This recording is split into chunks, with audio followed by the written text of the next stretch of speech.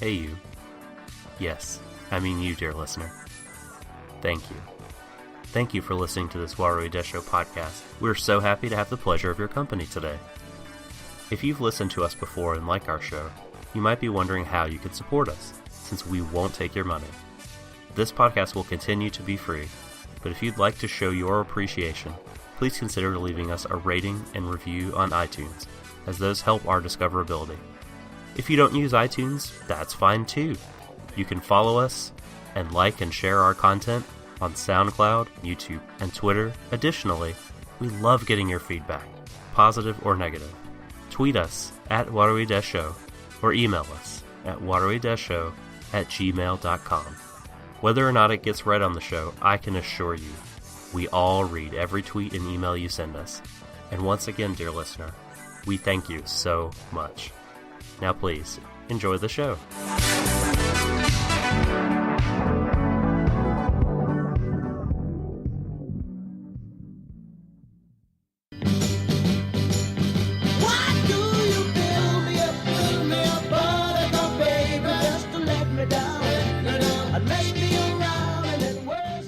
Hello everyone, and welcome back to Stream of Context. We've changed our name for this particular episode, on Darling In The Franxx, episode 13. Sorry, 14 I meant to say.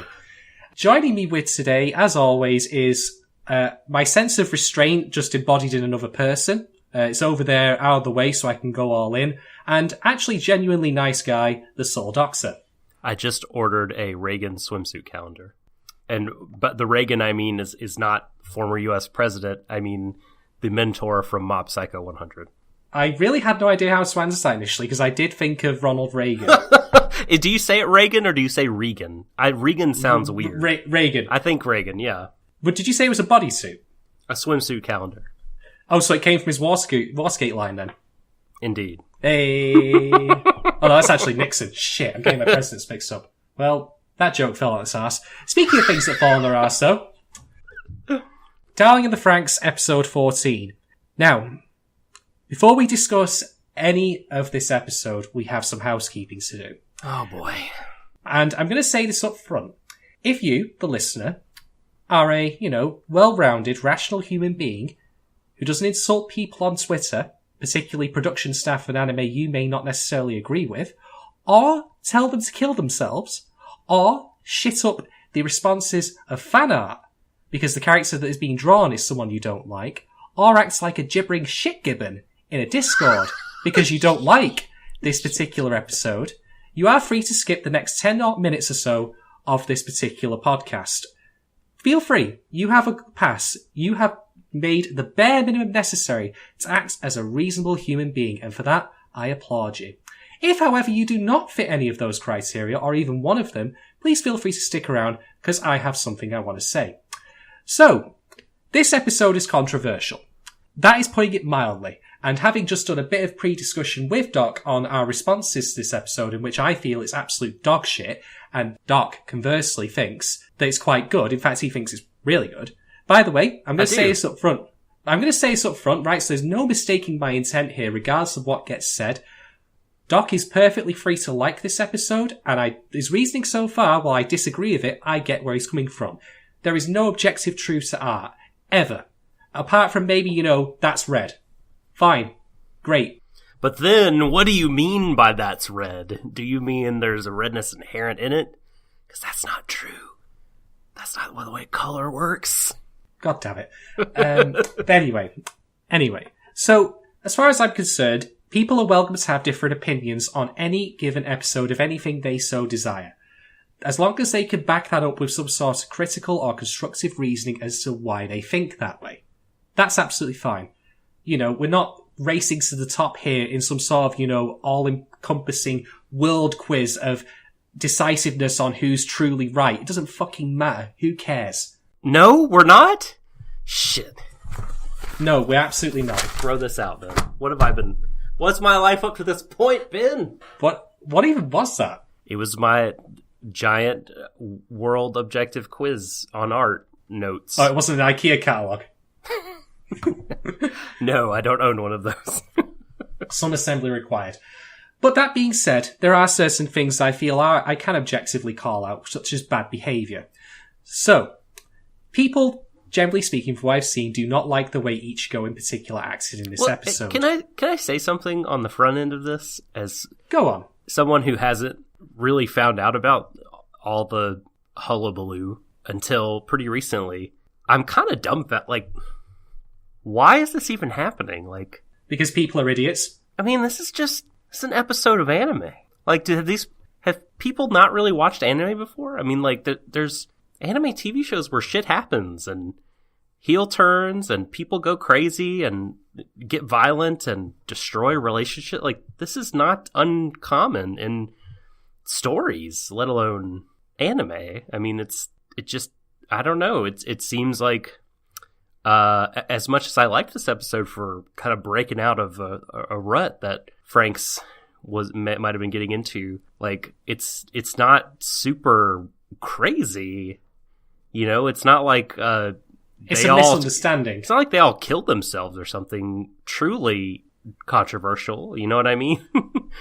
No, like you said, a misunderstanding happens, and some characters are emotional, and there you go, anime. Ta-da! Exactly. And I get the feeling, Doc, the reason people respond this way is probably for much the same underlying toxic reasons they responded so negatively to Kokoro in the episode in which she, of course, spot partners away from Futoshi. I reckon it's the exact same underlying behaviour. There are some people that didn't enjoy that I've talked to. Yeah, right. But to be fair, Futoshi was to blame as much as Kokoro was, but we've been down that road. Yeah, I mean, I'm thinking of Mark from Oh No Anime. Sup, Mark, sup. And I think I might have had this discussion with Caitlin from Anifem, but they were not fans of what happened in that episode. And, you know, I think people, like you were saying, have reasons to dislike stuff in art and anime, and that's fine. But there are, I believe, a lot of people that didn't like it for exactly the reasons that you're getting at. Yep. There's a reason that I keep hearing the phrase "darling in the cooks." Yeah, that's a thing. Fucking so stupid. Yeah, that kind of stupid fucking mentality. Because there's some sort of strange self-insert reflection here, like, you know, that the men get treated badly by the women and therefore it's not fair. What the fuck?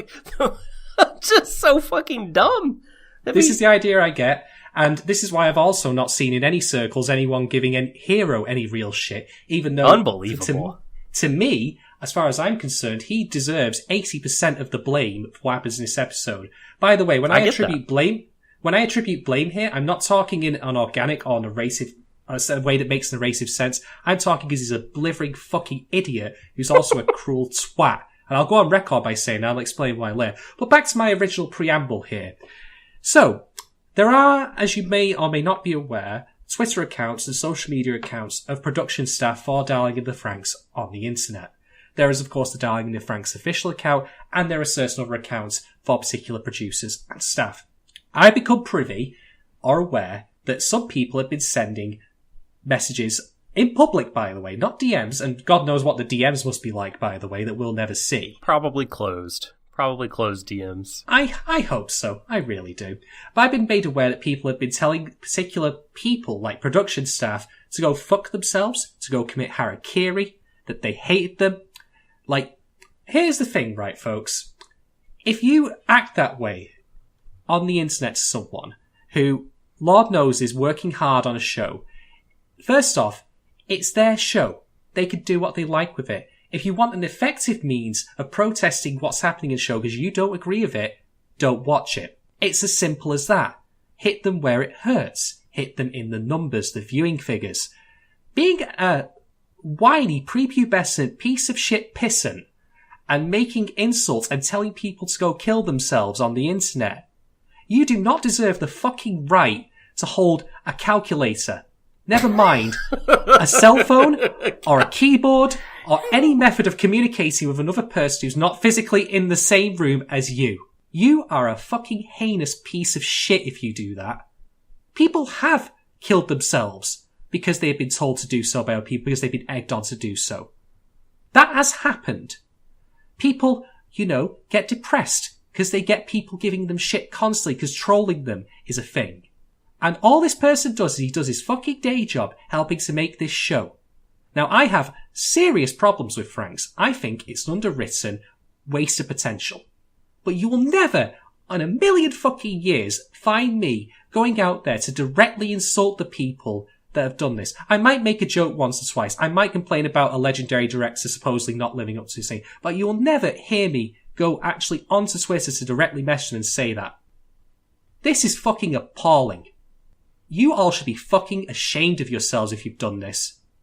I hope one day you look back and you realise that you've acted like an absolute bastard and you feel some sense of shame for this. I am actually genuinely ashamed myself to even be watching the same show as people like this. People who act this way. People who shit up Discords, throwing memes at each other, acting like twats because one person, thinks Ichigo might have potentially been in the right or at least had her reasons, and then they start insulting them or shitting up someone's fan art Twitter because they dared to draw a picture of Ichigo from episode 14. Grow the fuck up. You are watching a show which is supposedly about kids growing up to be adults. That's the concept that's been explored a lot of times. So maybe if you like this show so much, you might want to fucking follow it. So as far as I'm concerned, well, I did say before that I don't, hit where it hurts, don't watch the show anymore. I'm going to keep going because what I want to see, the positive message I want to give after all that bile I just spat out, is that I want there to be the opposite end of this. I want people to have discussions in which they say why they felt this was a bad episode, why they felt the character's behaviour was awful and didn't make any sense.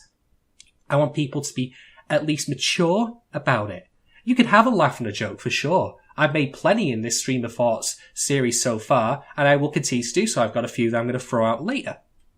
But you have no right on any level to act the way you do in personally insulting and harassing people on the internet like the producers of the show, which I've seen.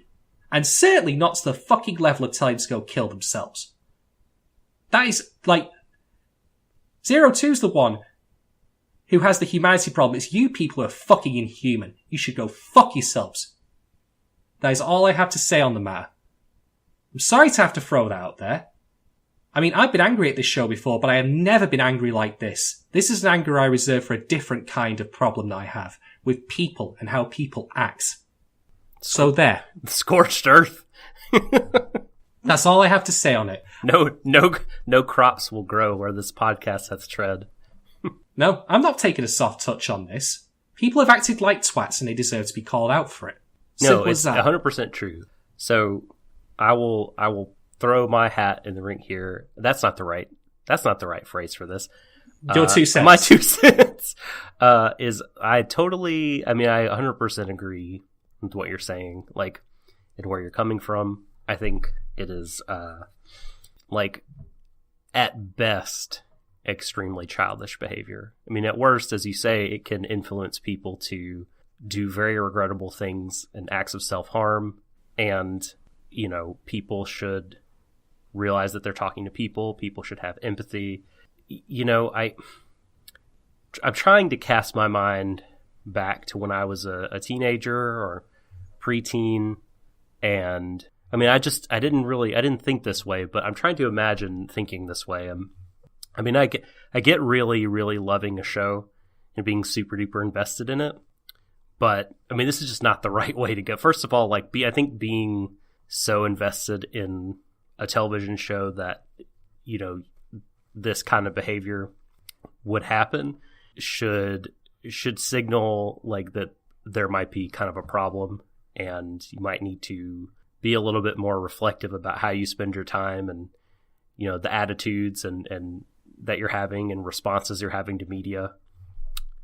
And I mean, also on a purely pragmatic level, I feel like if what you really want to do, if what you really want to do is be angry, then there's a million things you could be angry at, and what I'm about to say doesn't matter to you. But if what you actually want to do is convey your feelings to the people that are making the show. And by the way, as Shadon pointed out, I'm not squeamish or averse to critical arguments against a piece of art. Tear it up, chew it up, spit it out, take it down, shred it, go after the art.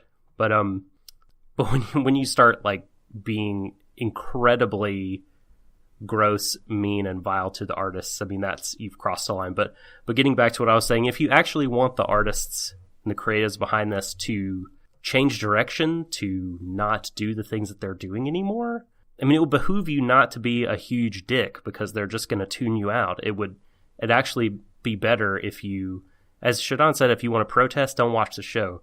If you just also want to like be a reasonable human being and tell them in measured word and tone why you disagree with the direction they're taking, do that. I mean, it's like, so I don't know if you've ever worked a crappy job, Shadon. My first job, I was a server. I served tables, and from that experience, and I think I was pretty good at my job. I never got a complaint from my boss or anything like that. But if someone just didn't tip me because they weren't happy with my service, if they just left no money, my automatic response in my brain would be that they were an asshole or cheap. Like, it was just, I immediately wrote them off. And I feel like spamming people on Twitter with horrible memes or, go kill yourself, like it's going to get that. But if someone, say, calls the manager at the restaurant and says, hey, I left this server guy a tip, but I wasn't happy with X, Y, and Z, then my manager would tell me about it, and I would think to myself, okay, they left, they didn't stiff me, so they're not jerks, but like they're giving this constructive feedback. Clearly, I was in the wrong and I need to change something. There are ways for you to state your opinion in a way that people will listen to you and not dismiss you as a complete and utter tool. So please bear all this in mind and don't be harmful and hurtful to other people just trying to do their jobs. And as Sean said, make their art, which is, it's a commodity, but it is also art they're making and they're expressing their themselves. Yeah, or even other fans inside the community itself. If you don't like Ichigo, that does not give you the right to shit up someone's Twitter feed, when they post fan art of her. And by the way, I certainly do not see that happening with other, certainly more contemptible characters such as fucking Griffith. Well, yeah, I wonder why that might be. I wonder why that might be, he says. Knowing the answer in his head already, because he knows how people like this operate on the internet when it comes to people who have the opposite gender. Check below the waist of the characters and you'll find out. Yeah, exactly. Again, also why Hiro and Futoshi, when they have deserved Reiki over the coals, I have not seen in grace numbers I have seen with the women. Look, I mean, what you said about people thinking that the men get poorly treated in this show and the women walk all over them or whatever, and that boggles my fucking mind. Are we watching the same show? It's unbelievable. Evidently not, or evidently I should start wearing horse blinders for this shit. Oh, boy. That is all we're going to say on the matter. All we ask is that we conduct ourselves a little better. Because Lord knows that when I have spoken with people about this show, a show that I generally speaking do not like, but I can see potential in, I've still enjoyed talking about it. Yeah. Hell, that's why I'm still doing this very podcast week on week, committing a lot of my time to do so, both in actually recording it and editing it. There are other things I could be doing with my time. I could be watching a number of other shows. I could have watched the entirety of Ancient Magus Bride in a single week, rather than editing a single episode, or a place further in the universe. But I enjoy critical discourse immensely. It's one of the great pleasures of my life. It's the reason I do a podcast. And I guarantee if you take 5 minutes to figure out how to go about that yourself with other people without being a tool about it, your life will be much more enriched as a result. So please, for Christ's sake, just grow up. Act like a regular, normal human being, a regular adult. Shitpost if you want, but don't shitpost in a way that demeans other people. Please. That is the PSA I will do for this episode. Yeah. And that's it. Also, no one knows, like, it's incomplete. You know what I mean? Like, there are always, what am I trying to say? I can think of a million instances in which this thing will happen in an anime or a TV show, and I'll be like, oh my God, I cannot believe this happened. My emotions are heightened. I'm sad. I'm mad. I'm upset. How could they do this? I don't understand.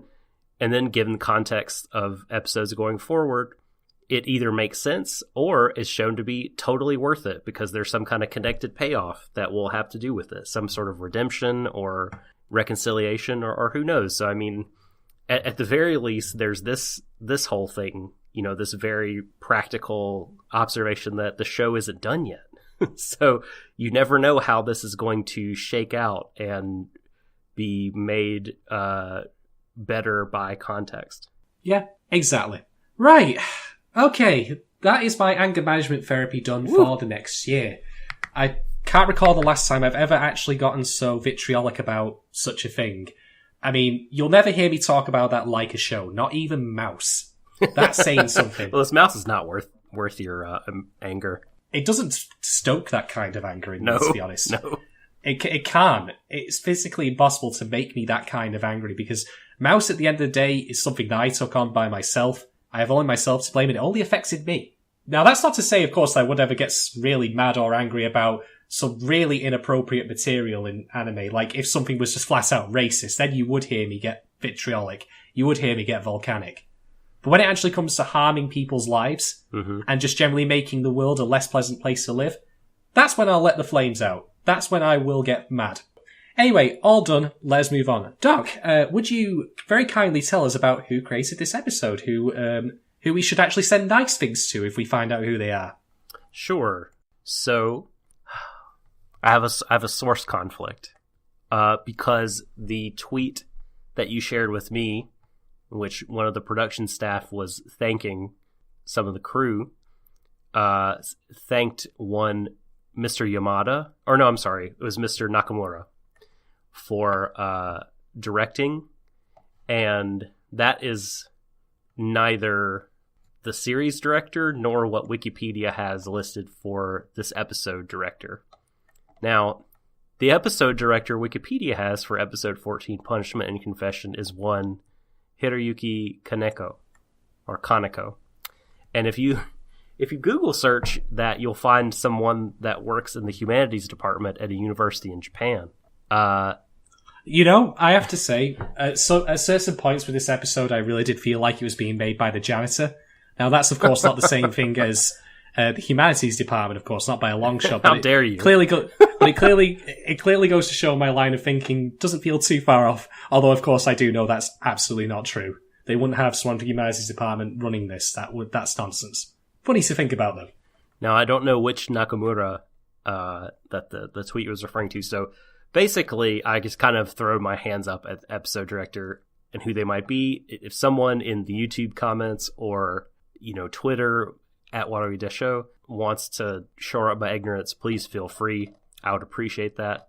The episode writer, according to Wikipedia... Oh, I'm sorry, did you have something? I was going to say, Doc, you've used one of your lifelines now, so you've only got 50-50 left. And phone a friend. God damn it. Use the rest of them wisely. You only have this episode to use them in. And so what do I have left? 50-50 and... Phone a friend. Oh, so I pulled the audio. Yes, okay. All right, very good. I will judiciously deploy them at the correct time. Hiroshi Seiko is the writer, and that may sound familiar because, again, according to Wikipedia, this person is the screenwriter for episode 11 of this show. Mm-hmm. And that episode... yeah, everybody's favorite episode! It's Partner Shuffle. Come on down! That's actually too perfect, given what we've just discussed. You have been selected for Partner Shuffle. Get ready, because the lady in your mecha is going to be a different lady. Oh boy. I can't even believe that it's literally the same guy.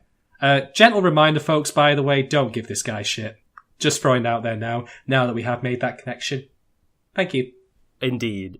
And just to re-put out there this person's credentials again, a lot of Attack on Titan script writing, wrote an episode of Kill la Kill, wrote 2 episodes of Kakegurui, which I just finished and fucking loved. That was a good gamble. Yes. Oh, this person was the series. I hate saying series composer. I always do that when there's a series composition credit because it sounds like they made the music. This person was a head writer for Mob Psycho 100, the television show, and also the Miraculous Unknown Psychic OAV special, which aired recently. Panty and Stocking, some script credits there, wrote the scripts for 4 episodes of Terror and Resonance, and once again is the head writer for the upcoming Banana Fish. Banana fish. Banana Fish. That sounds amazing. Yo, I'm a banana fish. Is that the new version of Big Mouth Billy Bass? Get fucked. What if that's... I wish there was a Big Mouth Billy that would say get fucked. That would be superb. No, a Big Mouth Billy Bass voiced by Kazuna AI. I don't know. I'm not really sure how to segue out of that, but that was an incredibly funny joke. That's all I have for the credits. Ba-da-ba-ba-da-ba. So, last time on Darling in the Franxx, we of course had episode 13, in which Hero and 02 learn of their shared history. So we pick up where we left off. And this is pretty much note for note the exact scene at the end of the previous episode, which is, of course, you were the girl back then. But, naturally, Hero now collapses as he falls out of his chair after telling her, you're the girl from back then. And she's like, you were my darling. And eventually, Ichigo manages to get inside the cockpit of Strelitzia, pulls 02 back, and she just kind of limps backwards into Goro's arms. And he's probably the only person who actually shows any sort of real empathy towards this episode, with the exception of Kokoro, I guess. And a push. Yeah, Kokoro. And Ichigo's yelling, Hero, are you alive? Are you alive? And I'm like, well, he's never really been alive. He's always been, dead weighted to me. But hey, there's that, So, they of course take the pair back to base. Hero's carried out in a hospital trolley with Ichigo yelling at him constantly, like, wake up, or at least that's what we infer. Some decent direction here, actually, by the way. Mm-hmm. There's 02's eyes are mastering one of the panning shots, going only so far as up to the bridge of her nose.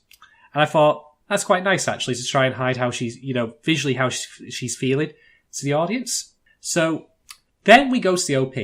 Minor technical note here. This is not, by the way, the thing you think I might be talking about, Doc, but this is, I believe, the I got it wrong. I thought they were working on a new OP. Nope. No, but they have either subtitled the OP. This is a Crunchyroll specific thing rather than, of course, the show itself. Mm-hmm. But they've actually subtitled it for the first time, and I was like, huh? Oh, okay, cool. Gibberish. No. How are the lyrics? I didn't get to read them because I skipped the OP, as I always do. They're fine. I mean, Kiss of Death is Kiss of Death. There you go. That definitely didn't need translating. Gotcha. So, did it happen before the OP that where Ichigo burst into the robot and basically shoved 02 away from Hero? Yeah. And 02 is thinking to herself, like, what have I been doing up till now? I thought those were strong moments for both characters because, the reason she has been... I mean, she was fighting so hard that she was willing to trample on Hero to continue to get to her goal. But, oh, wait a minute. The goal one and the same. The goal is here in front of me.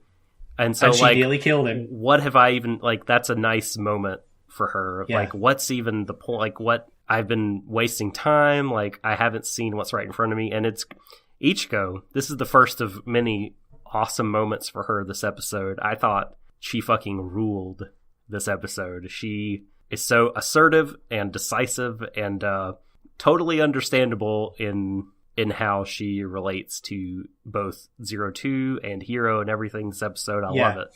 I love her getting all up in the business. In fact, before we go any further, another blanket statement I need to make. And this is, again, going back to something I've discussed previously on both this stream of thought and other podcasts we've done for Warui Deshou.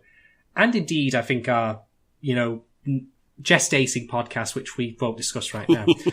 It's like that bird at Angels. It's just going to sit in the translucent egg. Just sit and sit. Don't break the podcast out. But here's the thing, right? Let's discuss compelling motivations and logic, as in character logic. As far as I'm concerned, in fiction, characters are free to do awful, terrible things if you can at least find some line of reasoning that makes sense to them and in turn would make sense to you in their shoes. And you would say, not just reasoning, when you say reasoning, maybe you just mean some kind of connective something, because oftentimes there's not a good reason, but you can see emotionally why that character. I'm not even saying that the reasoning has to be good. I'm saying that at least you can see it makes sense of why they would think that. Mm-hmm. Some sort of motivation. Yeah, a motivation that makes sense to the character in turn you can understand would make sense to them, even if you don't necessarily agree with it. And this includes another key fact, which is context and what the character knows. We always have to remember when critiquing media that we, the audience, are often in a privileged position of knowing information the characters do not. And you have to keep track of this. So if you've been keeping score by watching Darling In The Franxx, you'll now know, for example, that Hero is completely privy to Zero Two's past.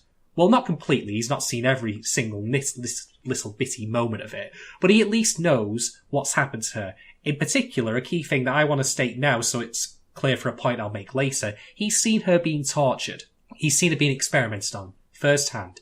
And he knows this. Now, conversely, Ichigo knows none of this. She does not have a single first clue about Zero Two's history. All she knows is of what she knows of her since she first turned up on that fateful day in episode 1. She be killing dudes. That's what she knows.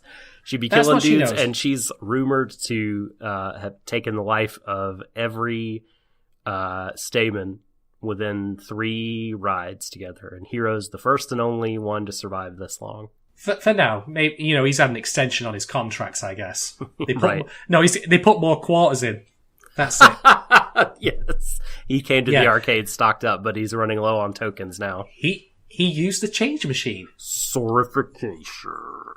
So I'm going to say right ahead of time, from my perspective, I don't like what Ichigo did in this episode. However, you are perfectly fine to dislike a character's actions, but you're also perfectly free to then see why they did it and understand, the reasoning and the context behind that. For fucking sure, man. I'm sorry to cut you out. I'm so in agreement with this, and this is something, a point Vorgalia has been making, frankly, and then just made quite clearly on our Berserk. With Griffith in particular. Our Berserk cast, that characters can do terrible things, but, there's just this kind of, I don't know, something about, the sort of shared social media culture we partake in that is critiquing anime and media together. I feel so many people have this attitude of, well, if I wouldn't do this action that a character does, this character is straight up bad. And not just, morally sort of off center or whatever, but, poorly written. Or if you root for them, you are also bad. Or problematic, or however it goes. And, that's just, I don't know, that's wrongheaded. And I feel like media will be so uninteresting if all the characters just sort of shared my worldview, or you know what I mean, or the good ones did and the bad ones didn't. That would be super boring. In fact, if you want a hot take from me, if you feel so strongly about it, why don't you just go and create your own story, show, etc., in which that happens? That's better than just being a pissing about it on the internet. I'm just saying. But I'm a critic, then I would lose my privileged position of being able to take shots without being shot at. Well, I'm sorry, but when you end up critiquing, you do sometimes end up in a firefight. So there you go. Tough shit, deal with it. But the point I was going to make was that, as far as Ichigo is concerned this episode, as I've said, I don't like what she does, but I absolutely understand why she does it. For a variety of reasons. Reasons I don't agree with, but I can at least see how we came from point A to point B as far as her decision making goes. Not so much with Hero. In fact, completely not all with Hero.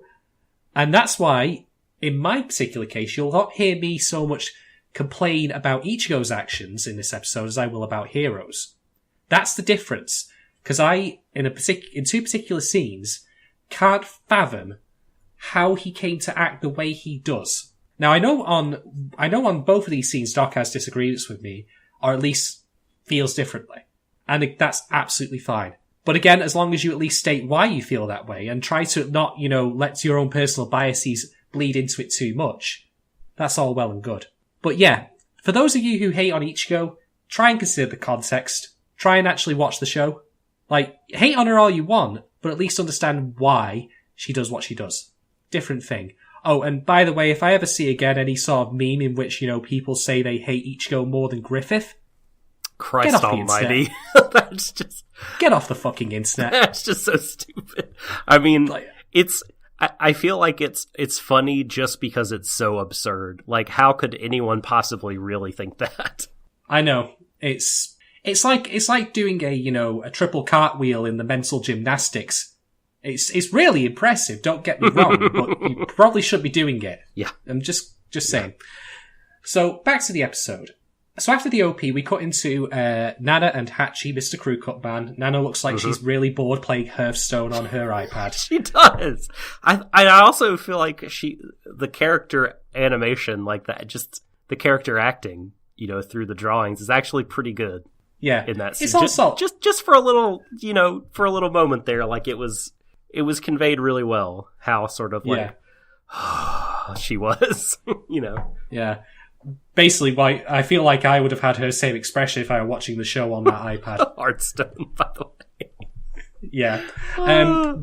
They're discussing what's going on, and they're saying that Hero's in danger of transforming anytime soon. He's going to sorify, whatever that means. I mean, now I'm thinking of various like B movies in which people do turn into dinosaurs. I mean, wasn't there like that movie with Whoopi Goldberg in which I think it was like featured T-Rex detective? Wait a minute. We have to stop everything. I'm Googling this. Goldberg movie dinosaur. T-Rex. Theodore Rex. There you go. Wasn't there also the Dinosaurs TV show? Yeah, but they were just dinosaurs. They weren't people. They were like, humanoidish. Well, yeah, but there was no... But you specifically said B movies in which people transform into dinosaurs. Okay, that does exist as well. Like to see. I'm digging through my Red Letter Media memory here, because I remember they did a Best of the Worst on one of them in which I think the plot was that you had to fuck these women before they turned into dinosaurs, which actually isn't too far off from Darling in the Franxx to the point where I'm just like... I'm making connections in strange places here, folks. Okay, so Theodore Rex. 50% of Google users liked this movie. However, on IMDb, it has a 1-star, 2.4 out of 10 rating based on 3,500 votes. Damn. This is unbelievable. I can't believe this exists. You need to watch Red Letter Media. It's amazing. But anyway, the reason I bring up the sorification point is because there's something I want to say about the visual thing here, which is again that sometimes Franxx, in my opinion, drops the ball on this.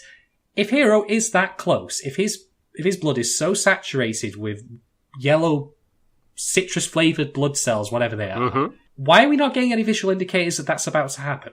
Like, I bruised myself recently by slipping in the shower because I'm an idiot, and I now have a nice bruise on my knee. That's from, bleeding under the skin. If you get jaundice, which is actually the closest thing that you could technically call to being yellow blood cells, right, your skin goes yellow. I was sick recently and I was really pale as a result. So, where are the visual indicators this is happening here? I'm not saying it needs to be something that necessarily people would see, like the scar. Every time I come back to that, I just grind my teeth a little bit more. It's just gonna be like, they're gonna be bloody stumps eventually. But, like, could we not have some sort of indication, like maybe, he cuts himself and suddenly he's now bleeding blue blood? I mean, telling me that he's going to, sorify is all well and good, but this is a visual medium, so give us some visual cues, please. That would be nice. That's all I ask. Excuse me, it's an audio-visual medium. Thank you very much. I'm going to audio-visually mute you in a second and do the rest of this cast solo. Is that like your secret personality? Like it? I don't even. This is my pedantic nerd voice. Thank you. Go back to trolling on Twitter where you belong. Anyway, so after that, we have a couple of brief inserts of 02. No, what did she say? It's time to call it off, right? She's like, hey, I thought Hero could handle it. Nope, sorry. Time to stop. Nope, gone too far. It went too deep. He didn't say the safe word. And then, confrontation and framing. Yes. Some nice direction with this. Hichiko confronts 02 in the corridor as she goes to see Hero and says, no, you're not going to see him. Not by the hairs on my chinny chin chin. Never again. Never again. Yeah. And, like, they've actually done a reasonably good job of leading up to this with the various confrontations they have had in which we've seen Ichigo be scared of her, but now she's outright confronting 02. Like, she's standing in her way and refuses to budge an inch. Ichigo has been pushed. we're going to talk about 02 being put, like, Ichigo's been pushed quite far. Hiro is once again hospitalized, and it's once again 02's fault. Not the first time this has happened. Her dear friend, and possibly more than friend, Hiro, has been following around this person and getting into all kinds of life-threatening jeopardy. So enough, no more. You know what I mean? It's and they probably all heard. Do you think Nana told them something about the kind of danger Hiro was in, or do you think not? No, I don't believe so. It's hard to. I mean, they didn't show it, so we probably shouldn't assume it. No. So this is happening, and Ichigo's arm is broken, by the way. I'm going to bring this up for a small quibble I have later, but then again, it might not really be a quibble because it's also the future, but we'll come back to that. That's her actually being injured from Delphinium's arm being torn off at the end of the last episode. Why her arm is not, like, much more mangled than that, I don't know. It doesn't matter. I mean, the plot hole of Delphinium's arm even being ripped off is silly, but... Well, we've seen, like, the robots and, like, how damage relates to them is just kind of all over the place. And they just sort of do whatever they want to do. If they want to make it bleed over to the pilots, fine. If not, you could have Strelizia getting pounded through a building and no visible damage of any kind will happen to the cockpit or pilots. But then Hiro drives a bit awkwardly and stubs Strelizia's toe on a rock, and suddenly 02's like, "Ah, gushing blood!" Exactly. This is exactly right. Exactly. By the way, one nice framing thing I want to say is that there's a sideways shot of from a different corridor, 'cause it's a T-junction. And it only shows 02, making her look like she's standing alone, which she is. Mm-hmm. So again, good direction at hand here. Totally. I like this.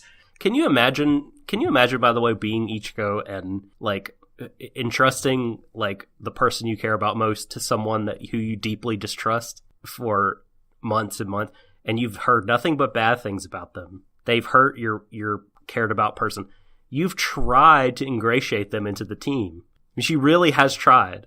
At times she's been afraid of her, but she's also, tried to bring her around the campfire and make her nakama. She said in the episode with Goro that she believed she could do it when Strelizia was delivering her into Cthulhu Saw. Yes. Yep, totally. But she said that, and that was actually exactly. a moment of bonding. Yes. It's happened. Ichigo has tried. Now, I will also say that I think that at some point you should back off if you think, as far as your love or romance for someone goes, or affection. Spoilers! If it's unrequited. I feel, okay, yeah. I think, like, I think in some way, to a less degree, I must stress, the complaints that were levelled about Futoshi and his obsession with Kokoro can also be somewhat, and I'm really stressing the somewhat here. Let me hear an argument for this. I'm not saying that it's the same sort of full-on behaviour. I'm really stressing here somewhat, partially. Because sometimes it is appropriate, I think, to recognise you've not got a chance. I mean, she gave him all the space he wanted, right? I mean, I don't think that you could accuse her of being anywhere near as overbearing as Futoshi. That's why I said somewhat, partially. Well, I know, but I don't even see. But I guess I'm trying to. So what? It is make the case for the partial, I guess. Basically, I think that as much as Futoshi has, I think that they're not recognizing when someone's just not into you. Sure. That's the thing I'm trying to say. Okay. And that is compromising her decision making a bit. Although at the same point, she's also still making some reasonable ones, which we'll get to shortly when we get to the briefing. Yeah. No. Sure. Like, okay, I see what you're saying. You're not saying that their behavior has been similar, but that there's a similar germ of thought, that refusal to accept defeat. That's true. The circumstances are very, very different, but yeah, no, and yes. I'm never let you see Hiro again. Like, part of that is, I would argue, not her trying to stop her, from the concern of her dying, but also perhaps a bit of covetousness, a little bit. Yeah, no, that's entirely fair. Now, I did just say briefly about the direction, and I thought it was good. However, I actually burst out laughing at something that happened next, and this is something to do with film and editing.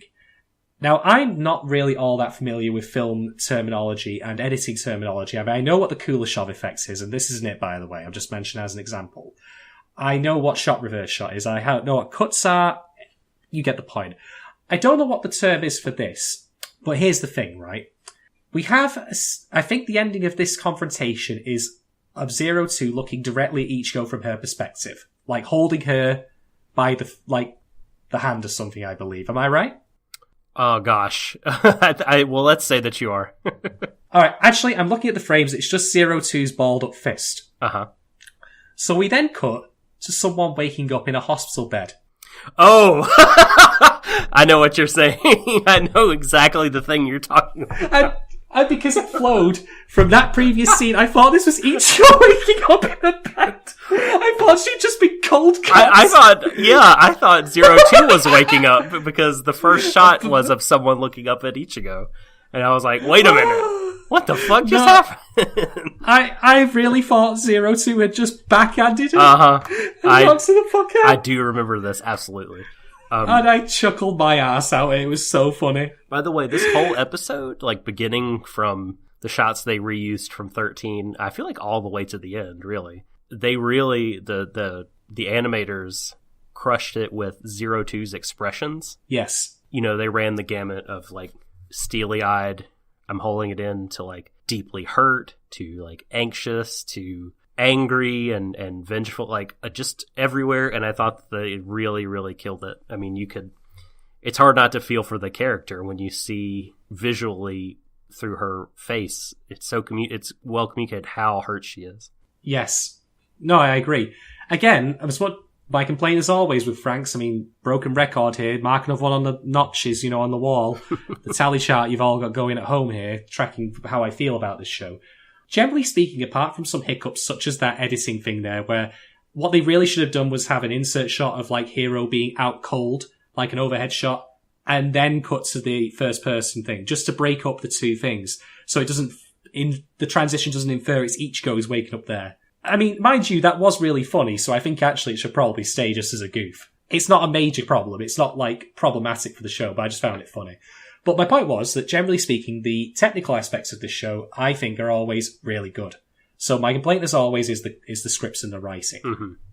So I can never fall for that. I do feel this episode, to some extent, had a few less directional touches that I was particularly noticed, but don't take that as gospel. Just take that for what I saw. And admittedly, a lot of this I was seeing red mist over the, to me, brain-dead actions of our leading character, which we'll get to in a moment. Is it time to talk about Mitsuru yet, or not? It is pretty much. So Hero wakes up and, everyone's around his bedside except 02, of course, saying, hey, you're back up. You'll be on your feet in no time. Hero's neck looks like he's been really badly sunburned. I mean, she left a mark, dog. The marks are so thorough and like everywhere. I just thought, wow, Hero, like, get some suntan lotion on, man. You gotta protect yourself from the UV rays. Sweet tattoo, bro. Or sorry, would it be sweet tat, I guess. That's what you cool teens call them. Get some ink. That's what I would call it. That's right. Get some ink. So yeah, they all turn up, say, you're okay. Good stuff. Don't worry. We're gonna look after you. See you soon. And then there's a scene between Mitsuru and Hero, because Mitsuru's the last one to leave the room, and Hero's asked him to stop by for a second. Oh, thank God this happened. I feel like they could have probably delayed this initial conversation a while, but I'm glad that they didn't. I'm glad the Hero was like, hey, look, I just remembered all this stuff. I mean, his mind could probably be entirely occupied with 02, but he wants to try to, like, set the record straight, I guess, with Mitsuru, or apologize, which he does. He does, yes. Mitsuru, of course, Mitsuru is going to say, like, oh, that? Psh, I didn't even think about it. I'd forgotten about it till you brought it up just now. It's not like it's been keeping me up at night and forcing me to become addicted to painkillers. No. Yeah. So I understand that Mitsuru parries this away, but I feel that this really should have been the point at which they started thrashing things out a little bit. I mean, Hero's for a start is not going anywhere. I mean, Hero knows now that his memory has been scrambled. So he might want to have told that to Mitsuru, and maybe that would have led to a change in their relationship a bit. Yeah. The thing is, right, like, in some ways I would argue that if you could call it this, Mitsuru and Hero are rivals. not in a traditional sense. I mean, certainly Hiro doesn't see it that way because, well, he's got a brain made out of spaghetti, so he probably can't even spell the word, never mind understand the concepts. But the way I see it is that oftentimes when there is a good reason for a relationship to change between characters, it should. Unless characters double down when the opportunity to change it happens, unless characters double down on the status quo because their personality dictates that. And I can see that happening in Mitsuru. Yeah. But Hiro doesn't offer the necessary context to allow this opportunity to even happen. So it feels like this conversation is very perfunctory, to me at least. Consider what Hiro says to him at the end of the conversation. Thank you. To me, this suggests that Hiro knows that Mitsuru could have a lot more to say, could have emotionally dumped on him. Because, as you said, Hiro's gotten the memory back. Hiro understands like the depth of, or maybe to some degree, the depth of what has happened. He knows he broke a promise. He doesn't entirely know how it affected Mitsuru, and Mitsuru, doesn't push it. Probably because I think it's a decent thing not to like bombard someone who's just woken up in a hospital bed about like emotional shit that you've been carrying around for years. That probably wouldn't have been a nice thing to do. So I feel like it'll probably come up again later because, I mean, we all know that Mitsuru hasn't buried the hatchet despite, as you said, what he's saying. I get that. My only concern is when I consider in the wider context of the show and how it has been thoroughly incapable throughout most of it on delivering what it set up. Indeed, it feels like this, to me, this episode is a failure on the setup of 12 and 13. But we'll get to that. Wow. What did 12 and 13 set up? I want the whole backstory of how. Okay, all right, okay, right. But I feel it's also very key for me to note here that this scene does make abundantly clear that Hiro now has his memories back. He remembers the promise he broke, so it cannot be, as far as I'm concerned, doubted that he knows about 02's history now. He remembers everything that we saw.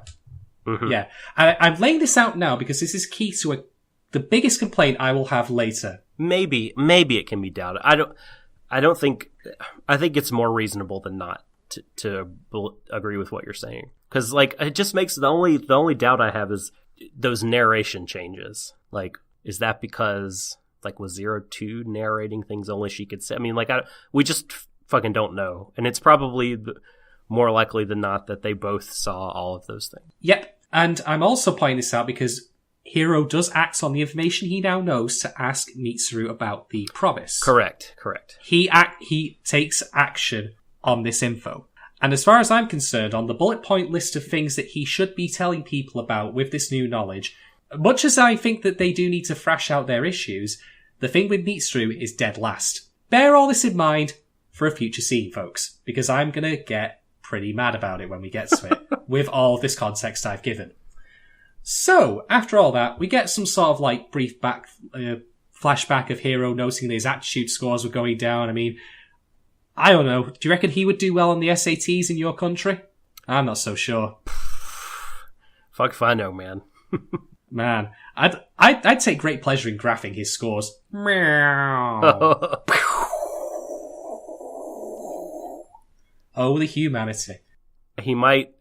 His score sheet might come back full of 9s. Oh. Whoa. Sorry. But he does make the connection at this point that after the day that he did meet 02, his aptitude test dropped. So he's kind of got a hint in his head that, as I now believe, he was originally just as capable a parasite as everyone else, and they probably punished him. In fact, given the episode is called Punishment and Confession, perhaps they scrambled his DNA that's really interesting. I wish that would be said outright. Yeah. Well, that's my complaint with so much stuff in this show. That's super interesting. Because, like, the real, the obvious punished is 02. She believes she's being punished. Mm-hmm. She says so at them. But that's super interesting. It would make sense. I mean, at the end of the day, they could make these kids in vats, Yep. They're just TV dinners. You can just put them in the microwave and they'll come out fully formed. They're fucking sea monkeys. So that would make sense to me as a punishment thing, because once, let him live a life where he suffers and, he had this thing taken away from him that he could do that drives him nuts, as it does. I mean, as I said before, I think I said on a previous stream of thought, why make us a parasite who was a failure? Like, if they recognised he had a genetic or whatever abnormality that meant he couldn't pilot, why even let him get as old as he is? I mean, that costs money. That's time and effort to, clothe, educate, etc., whatever, So, clearly they just thought, we'll be dicks to him. Yeah, they pruned the trees, They show them doing that. People disappear from the garden all the time, the kids. So, after all that, it's time for another briefing. I mean, God, if I had as many beers as there were briefings in this show, I'd be absolutely rat-faced, so maybe I might make a drinking game out of that at some point. But anyway, it's finally time to talk about the Grand Crevasse. Yay, they tell them they're going there. Yes, including misspelling it on the actual diagram. They call it the Gran, G-R-A-N, not Grand. That was funny. That's so minor. I just found it funny. It was. I really don't care about that. But anyway, so they're telling them, okay, we're going there. And so's everyone else. Nana says something really funny, given the history of the show, in that they describe that they're going there and they have a plan. The plan is, you're all going to kill all the Klaxosaurs, you and every other Franxx there, including the Nines. The Nines are going to get in on the action.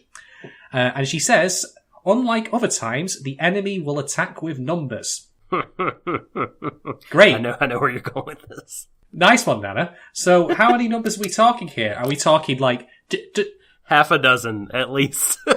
I mean, honestly, I think that Darling in the Franxx' numeric system is based on dog years. They clearly, well, I say clearly, it would seem like they just haven't had the resources or planning or something has gone amiss in terms of their ability to have battles at scale. Mm-hmm. Because in the past, I mean, there have been a couple of instances where there were meant to be battles of scale and they just flat out weren't. Yeah, exactly. I mean, episode 6 was the prime example of that, where, 150 really means 12. I know. Was that the GameCube one? That was the GameCube one, yes. Yeah. So, false promises, unfortunately. This is why, again, I've said many times, I think you would just be best, indeed as they have done in some episodes, just having it be one Klaxosaur who has, a unique design. I mean, Ava did this. Ava's angels, were all individual things. Yeah. So, they could have done that. This is just a running gag for me now, more at this point, that, I mean, can you imagine Nana trying to count out change at a store? You've underpaid me again. I wanted 800 yen, not 50. No, this is 800. What are you talking about? So, yes. However, Nana's inability to count aside, that's not the point of this scene, because as they're discussing this, Ichigo raises her hand up to go to the bathroom. No, wait, I'm kidding. No, she has a baller moment. But, yeah, this is the whole thing about the Grand Crevasse and bringing the Nines into consort, I guess, with Squad 13. At least, I don't know, they're sort of circling the wagons of the narrative in some way, bringing everything into the middle, trying to pull everything in tight to get these two giant, I don't want to call them loose ends, but narrative items that need to be squared away here and bring them both into the same thread, which is, I think, good. Even though, you pointed out, I think, offcast, that we haven't learned anything more about the Grand Crevasse. You just know that we're going there. Yeah, I'm still kind of on my speculation about the fact that 02 is going to be used as a method to control the Klaxosaurs, which is why I'm taking them to this place, which I assume is their primary nest. I mean, this is complete guesswork here. It would make sense. She's the second One Ring. She's the 002 ring.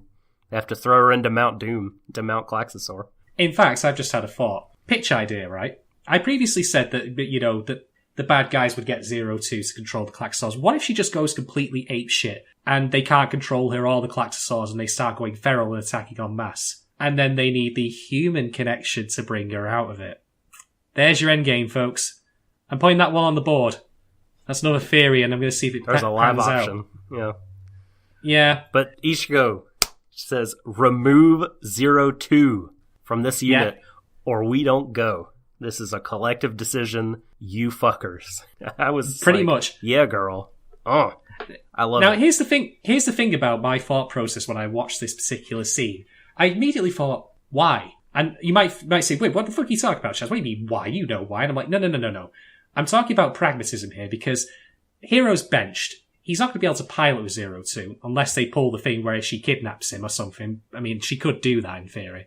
In fact, one thing I really need to note, by the way, and I think this is true throughout the entire episode, given Zero Two's history of just going where she pleases, she exercises incredible restraint. I mean, the scene we had just before this, where Ichigo confronts her in the hallway, if Zero Two wanted to, she could have swatted her aside. I mean, armed guards are nothing to her. And part of me wonders if this element of restraint is perhaps her trying to exercise her humanity that she's clinging onto so much. Totally. I think so. So, you know what, actually? The more we talk about it, the more I'm somewhat warming up to this episode. A little bit. So, I like that. And I think Ichigo is just... I mean, there's just been a plethora of times Zero Two has, like... Well, the thing is, like... has put them in... she almost killed me through... She doesn't give a shit about them. And she already pointed that out. She doesn't care about this whole notion of teammates. So, like, why introduce such a chaotic element into the... And obviously, you would, if you're using video game anime logic, you say, because she killed the most Klaxosaurs. But, like, if your life was on the line fighting out there, you absolutely don't want that kind of unhinged sort of presence out there. I mean, Hero was pulling her back. Remember, she was like, I want to kill.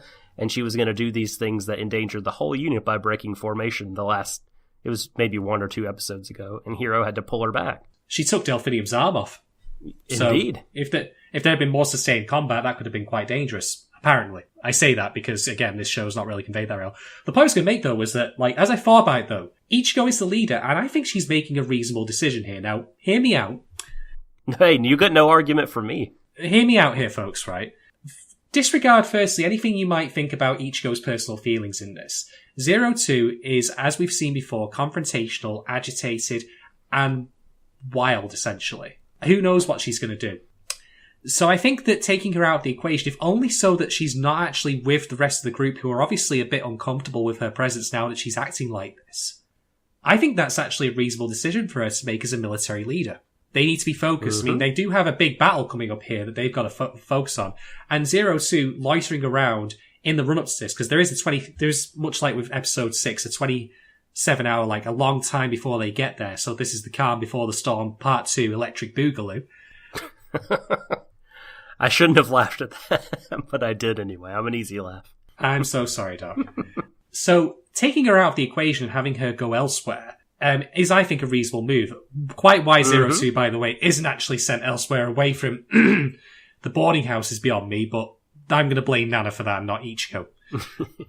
So I don't mind Ichigo's decision at all. I do think there is probably not entirely just a little bit of, her own feelings mixed there, I'm going to seize this opportunity to send her away. But I think you are also entirely fair to read it as a sensible military decision.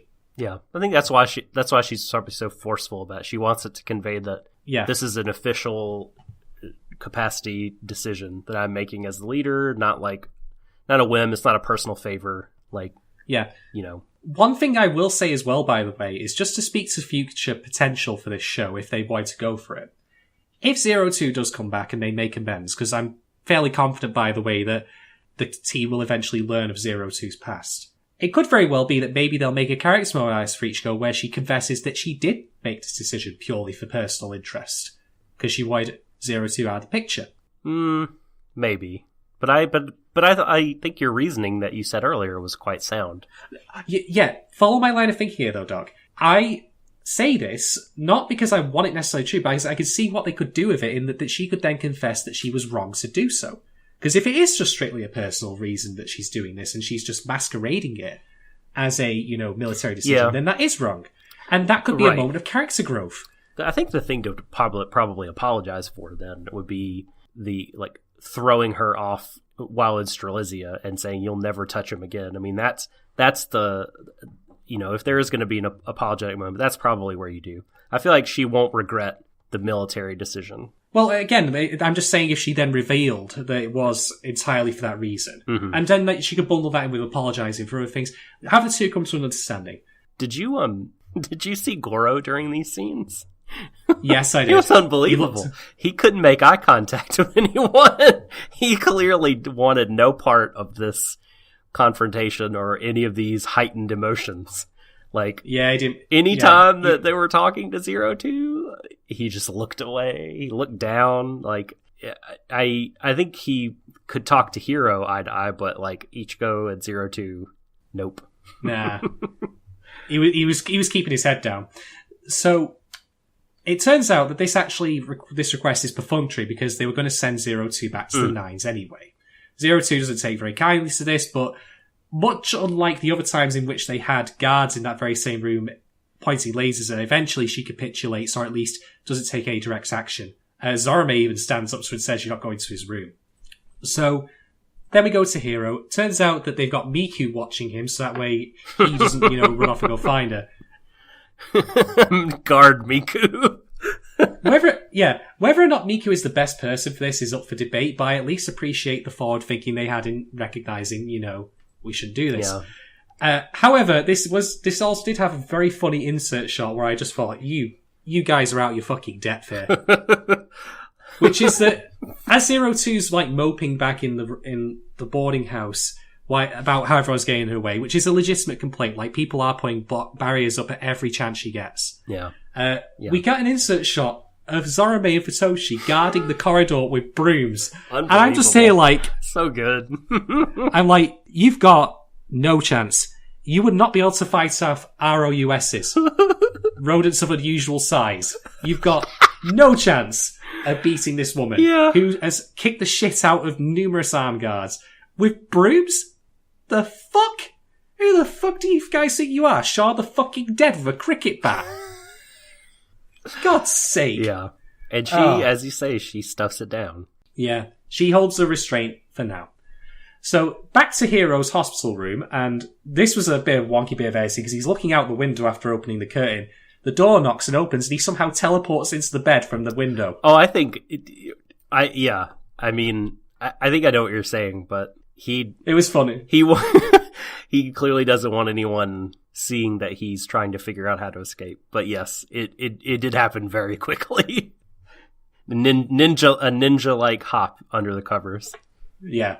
Ichigo turns up to see him. The most, faux symbolic thing ever. She has an apple. What does it mean? I don't think it means anything. At least, not anything super deep. And funny that you say that, because I'll tell you what it could have meant if there had been, something that happened in the scene that should have done, but I'll get to that in a moment. If they, consummate their relationship. I am Ichigo, the forbidden fruit. No. Absolutely not. No, thank you. No. By the way, Ichigo's sling is now gone, so miraculously her arm healed up in a day. She can cut an apple now. No, she can't. How do you She can attempt to cut an apple. How do you fuck up cutting an apple? Now, okay, I'll grant you, they don't cook or clean for themselves. But this is such basic stuff I don't even understand. What the fuck? But whatever, that's not even close to my real complaint with this scene. So, Ichigo arrives and says, here's an apple, do you want to eat it? And she starts slicing up for him. Why it needs to be sliced, I don't know. He can still, use his arms just fine. Then again, he was choked, maybe his windpipe. Fuck it, whatever, who cares? Here's the thing about this scene. They have a bit of a discussion in which Ichigo says, you probably hate me, but please don't see 02 anymore. I won't let you do it. I don't care if you hate me. You're never seeing her again. It's for your own good. Yes. Eat the goddamn apple. Now then, open questions to people who have never seen Darling in the Franxx, but somehow have been listening to this entire stream of thought from the beginning. Why? The one person who's probably done that. Danny from Anime is Lit. Still listening, but not watching the show. Okay, if you were Hiro, and I know we said before about speculating about how you might act in someone's shoes, but just allow me this once, and I'll explain why. If you were Hiro, and you had just been told that, bearing in mind that what I said before about what happened when he was speaking with Mitsuru in this very same room, telling him the knowledge he had just learned, would you A, tell Ichigo everything that you remembered, as best to your ability, about the shared history between you and 02?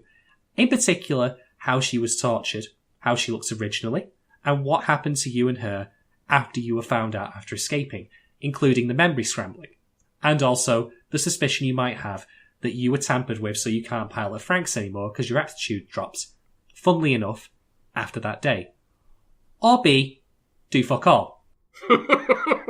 Fuck all. If you said B, congratulations. You were a writer for the show. No, you picked the Darling in the Franxx bad ending in the visual novel. It's true. So here's the thing what I said before about character, logic and lines of thinking. I cannot in any way comprehend why Hiro does not either A, tell Ichigo everything that he knows here and now, given that he's just had the impetus to tell her put in front of him, because she has told him under no circumstances will he see her again. It's not like there's no reason, that's the breadcrumb for him to say something there and then.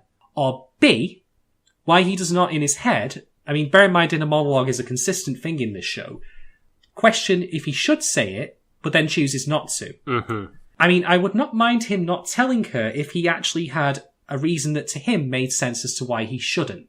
Like if he considered it. If he said, for example, it's 02's history, I can't give it out just to anyone, not even to Ichigo. But that doesn't happen. We get nothing. Not a damn thing. And in my opinion, this inability, this omission, this refusal to give Ichigo context, well, not even refusal, because that assumed he'd fall about it, just this lapse in thinking, this lapse in judgment on his part, is responsible for what follows in the remainder of this episode, and probably for the rest of the series, and it really should not have been. My complaint for a lot of this show is that characters do not talk to each other and do not talk things out. I've had this complaint to varying degrees for some characters like Zorome and Miku to some extent, with what they found in his episode, Futoshi and Kokoro. Goro and Ichigo actually did have a scene in which they sort things out, which I quite liked. So, he doesn't tell her, and I cannot fathom why. And in my mind, this is 50% of a good chunk of the reason shit hits the fan.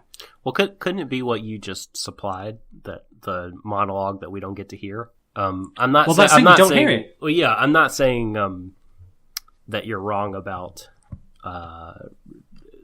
that there should have been something here. I totally see where you're coming from here.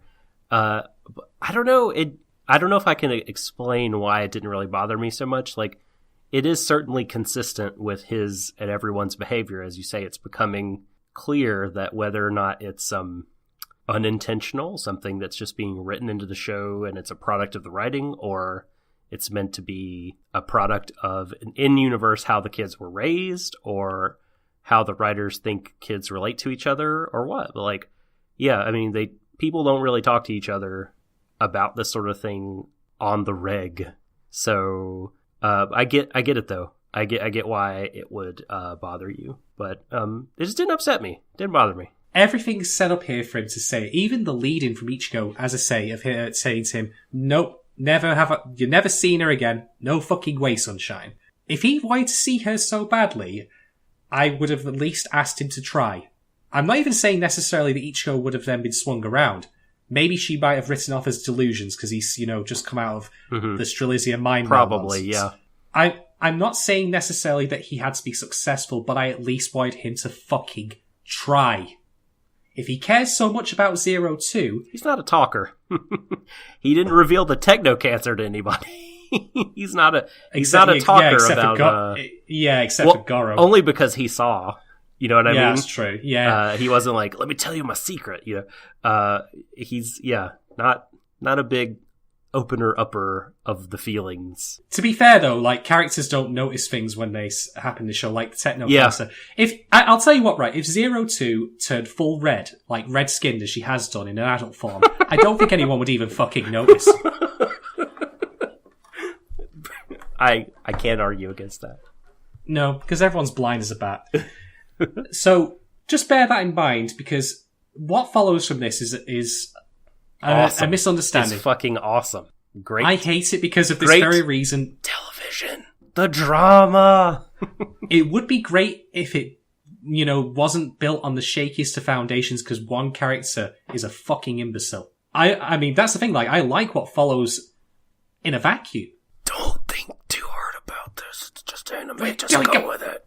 We're doing a podcast today, I have to think. Just go with it, don't think. Right, let's go with it. So, okay, Ichigo, she gets a little embarrassed when they start talking, and she starts slicing the apple up like she's Steve, like, what was his name? Crocodile Dundee. Like, she's bushwhacking the fuck out of that. Steve Irwin, right? I was actually thinking of the film. Oh, not the Crocodile Hunter. Shit. I don't know why I said Steve. Yeah, Crocodile Dundee. Yeah, I never saw those movies. Oh, rest in peace. But I do know that's not a knife, this is a knife joke that is sitting there waiting to be made. I do think Ichigo would have been better with a spoon here, because she does actually manage to cut herself doing so. Trying to make an apple bunny. No. just no. That's what Hiro says to her. He's like, you call this a bunny? No, it's not a bunny. Looks like bullshit to me. The poor girl. She's trying. Yeah. I have to say, it was pretty stupid, though, of her to leave the knife in the fucking hospital bed. I mean... How did he... Come on! Yeah. Come on. I mean, look, this is me using video game logic and shit, but yeah, I immediately was like, oh, she's not gonna fall for the... Oh, no, she is. Oh, no. No! Okay, so as Doc has alluded to, Ichigo leaves a knife. Hiro opening the curtains before is a little bit of lampshading that he's aware of their presence. I mean, the fact that he could even think of what happens next but can't think to tell Ichigo, like this was plan A. Yeah. He's a fucking mech pilot, not MacGyver. He's not the fucking lead character for Broken Sword. He must already... This literally was... Yeah. This was a LucasArts puzzle. Combine the items to make the thing to fuck my life. Because what he does, what this guy does... Has he got the right verbs? He turns the curtains with the knife into some sort of like rope that he uses to climb onto an observation level above. And I've got a number of problems with this, or a number of questions. These are all just, again, minor nitty-gritty ones. Right, first off, no medical staff are watching him. Is he not hooked up to a heart machine? Like, with a... does that not start beeping? Yeah. Does that not start beeping if that gets disconnected? This is just it's not really a hospital, it's just an old movie set. It really, really is. Like, this observation level, is the entrance to it not locked? Was there absolutely no staff in the entire hospital? This is a recurring problem. The fucking Where the garden, fuck is everyone? The garden is understaffed.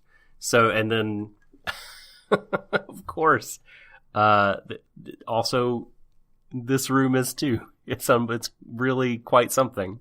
Yeah. Humans are dying off. If that actually was the explanation, never mind. So yes, Hiro manages to escape by MacGyvering his way out of the room. I think what if he was just obsessed with like the poetry of, he saw in the flashback when I first got to 02, when she was locked away from me, it was through bashing a window. This time, it's also going to be through bashing a window. No. Just, I want it, no, like, in fact, I'll say this right. If that's the one takeaway thing he got from the return memories, that his sense of, being able to point and click adventure his way out of shit, as opposed to the real important stuff, like telling Ichigo the truth of what happened. If that is legitimately the explanation, wow. Just wow. That's a universe brain moment right there.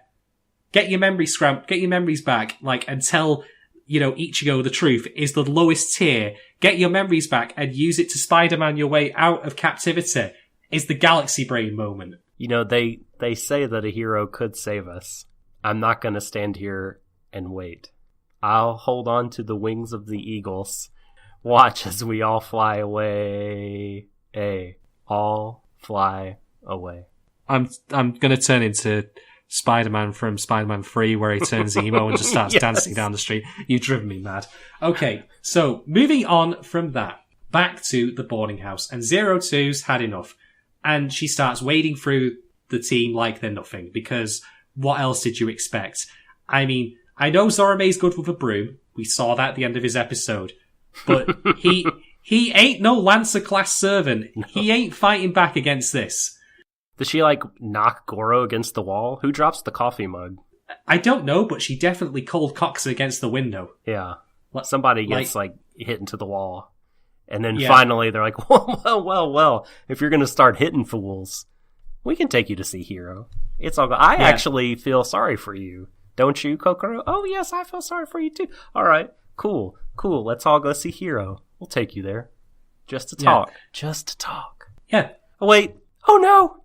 No! Yeah. I think this is I'm glad that at least Goro and Kokoro did suggest this. Makes sense. We'll go with you. I mean, admittedly, I don't know what they were going to do if, like, she suddenly did start, like, sucking his blood or whatever, but at least they're giving her a chance. That's something. But they get there, and, of course, 02 is Spider-Man his way out. Now, on the one hand, part of me wants to say, 02, Mitsuru literally pointed out how he got out. I mean, do you really think they'd go to that lengths to fake this rather than just let him out? But, on the other hand, okay. On the other hand, she's fucked up right now. She is fucked up. So I'll allow her not noticing that. We see what her room looks like, and so we can sort of, I think, reasonably infer her mental state right now is pretty, how do they say, whack.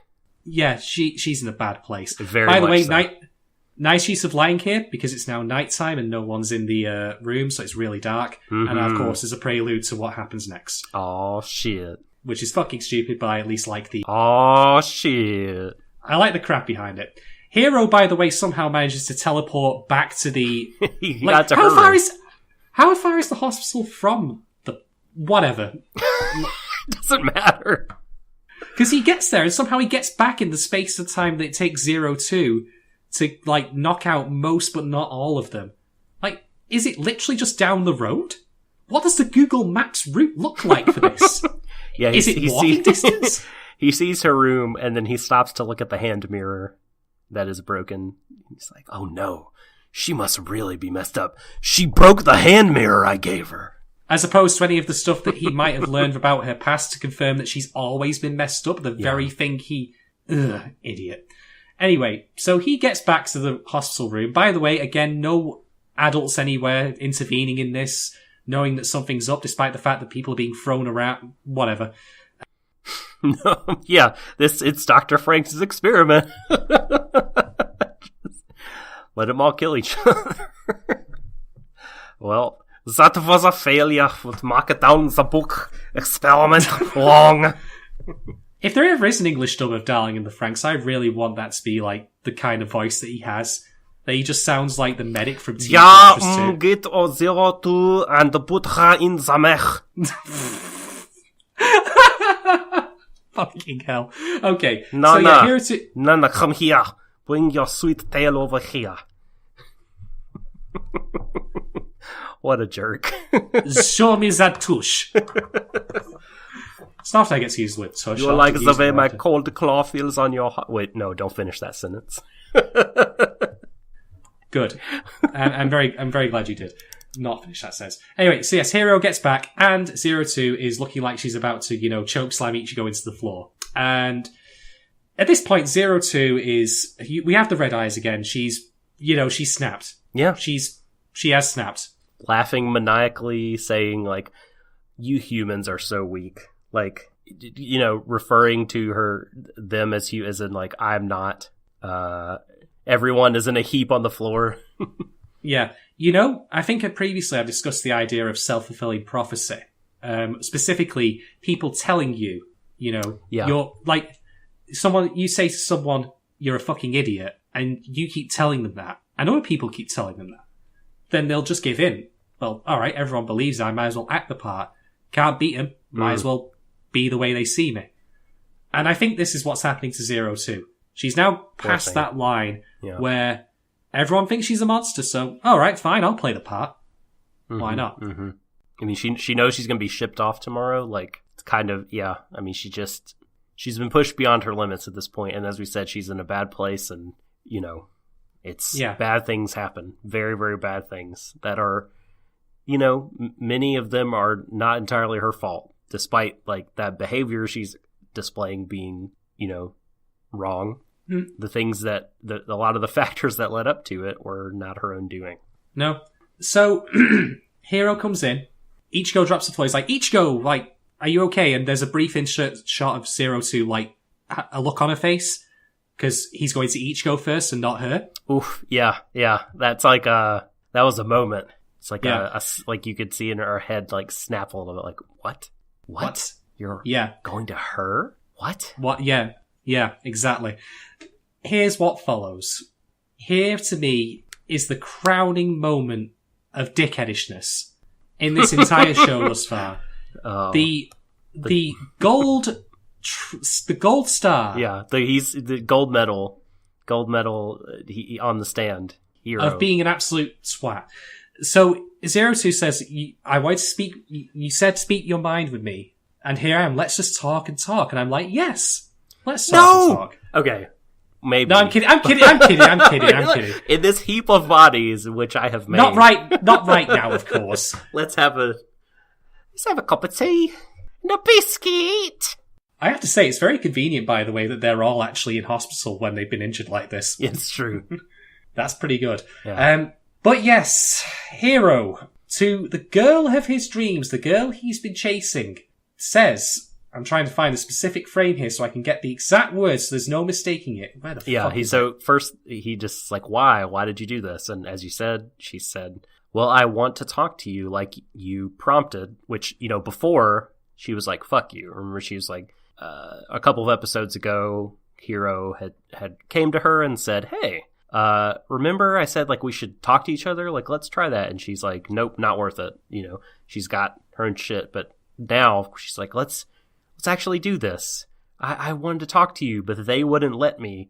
And so and then here's when he unloads with both barrels, coming from a pretty, you know, shocked and angry place, I guess, says, at this moment, you truly are a monster. Pow! Ugh. Through the heart. Right. Whew. It's really rough, man. Some rough shit. Here's the thing, right? 02 has injured his colleagues. Colleagues, I would argue, that he might care about, but certainly not to the extent that he has shown that he cares about her. Or if not necessarily or if not necessarily cares about her, covets her. Because she is his key to piloting a Franxx. So there's that. And there's not been much time. I accept the argument that there okay. No. Let me finish. Okay, go ahead. Sorry, go ahead. And there hasn't been much time to discuss any of this, and I accept that perhaps this is not the right place to, you know, suddenly there to be a long CSI crime scene investigation and great discussion about what's gone on in this room. But I don't think the excuse that Hero is upset or angry justifies the choice of language here, particularly delivered to 02. That specific word, calling her a monster, I don't know what he could have possibly said that would have been worse. I can't think of anything offhand that he could have said that would have stabbed her through the heart so thoroughly as he just did. And what this is in aid of, ultimately, other than just to be cruel to her, I'm also not sure of. I don't think that he's sufficiently stressed out enough or shocked enough from what's happened, because they're just injured. They'll be fine. They are fine. The most they have is bandages. Oh no, please. I don't go calling people Nazis just because I slipped in the shower. Fuck's sake. So, as far as I'm concerned, this crosses a line. This is, as I've said before, where I don't get character behaviour, where I don't understand why it's been said that way, where it doesn't feel like natural dialogue or something that naturally said, especially given all the history. He knows. I must stress this, even though he doesn't really bring it up at any point in this episode, which is fucking unholy. He knows what's happened to her and what's been done to her. He knows that when they first met, she was a feral little imp who was tortured and treated like a plaything. I mean, 02 had a book dangled in front of her, and, well, given how she was treated then, it's no surprise she kind of sees the same thing with the people she is with now, dangling the book that is Hero in front of her, only to have it yanked away. So as far as I'm concerned, to you, Hero, eat shit. And here's the thing, right?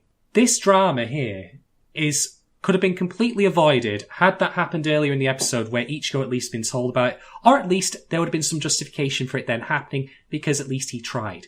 But this 1-2 punch of not telling Ichigo and then being this callous to 02, I'm fucking stunned. And I'm not stunned in the way that is compelling narratively. I'm stunned in the way that this is just shockingly bad writing, in my opinion. It's fucking awful. It just feels to me like kicking the can down the road, forcing her to leave, breaking the relationship between the two of them so it can then be repaired later through a completely inorganic method. It ruined the whole episode for me. Because what you said before, Doc, about this being good television, in a vacuum, yes, I absolutely 100% agree that the lighting, the music, the voice acting is spot on. It is the scripts, the way that this is handled, that falls apart. And it makes Hiro out to be a complete and utter shithead, when his defining character trait, lest I remind you all, up until this point has supposedly been he's the empathetic one. I'm not saying he should necessarily forgive 02 at this point. I'm not saying he should just hug her or something. But to deliver such a precise term, to call her a monster, when he knows full well she has been questioning her humanity, even before he learned the truth, that to me is malice. That has to be deliberate. And I know we didn't really want to speculate about the future, but the thing is, at the end of the day, they're going to end up back together. Whereas in my opinion, this should irredeemably shatter their relationship. If I was in here at 02's shoes and I was treated like that, I would never want to see him again. Hell, I'm surprised you didn't kill him there and then. So, there you go.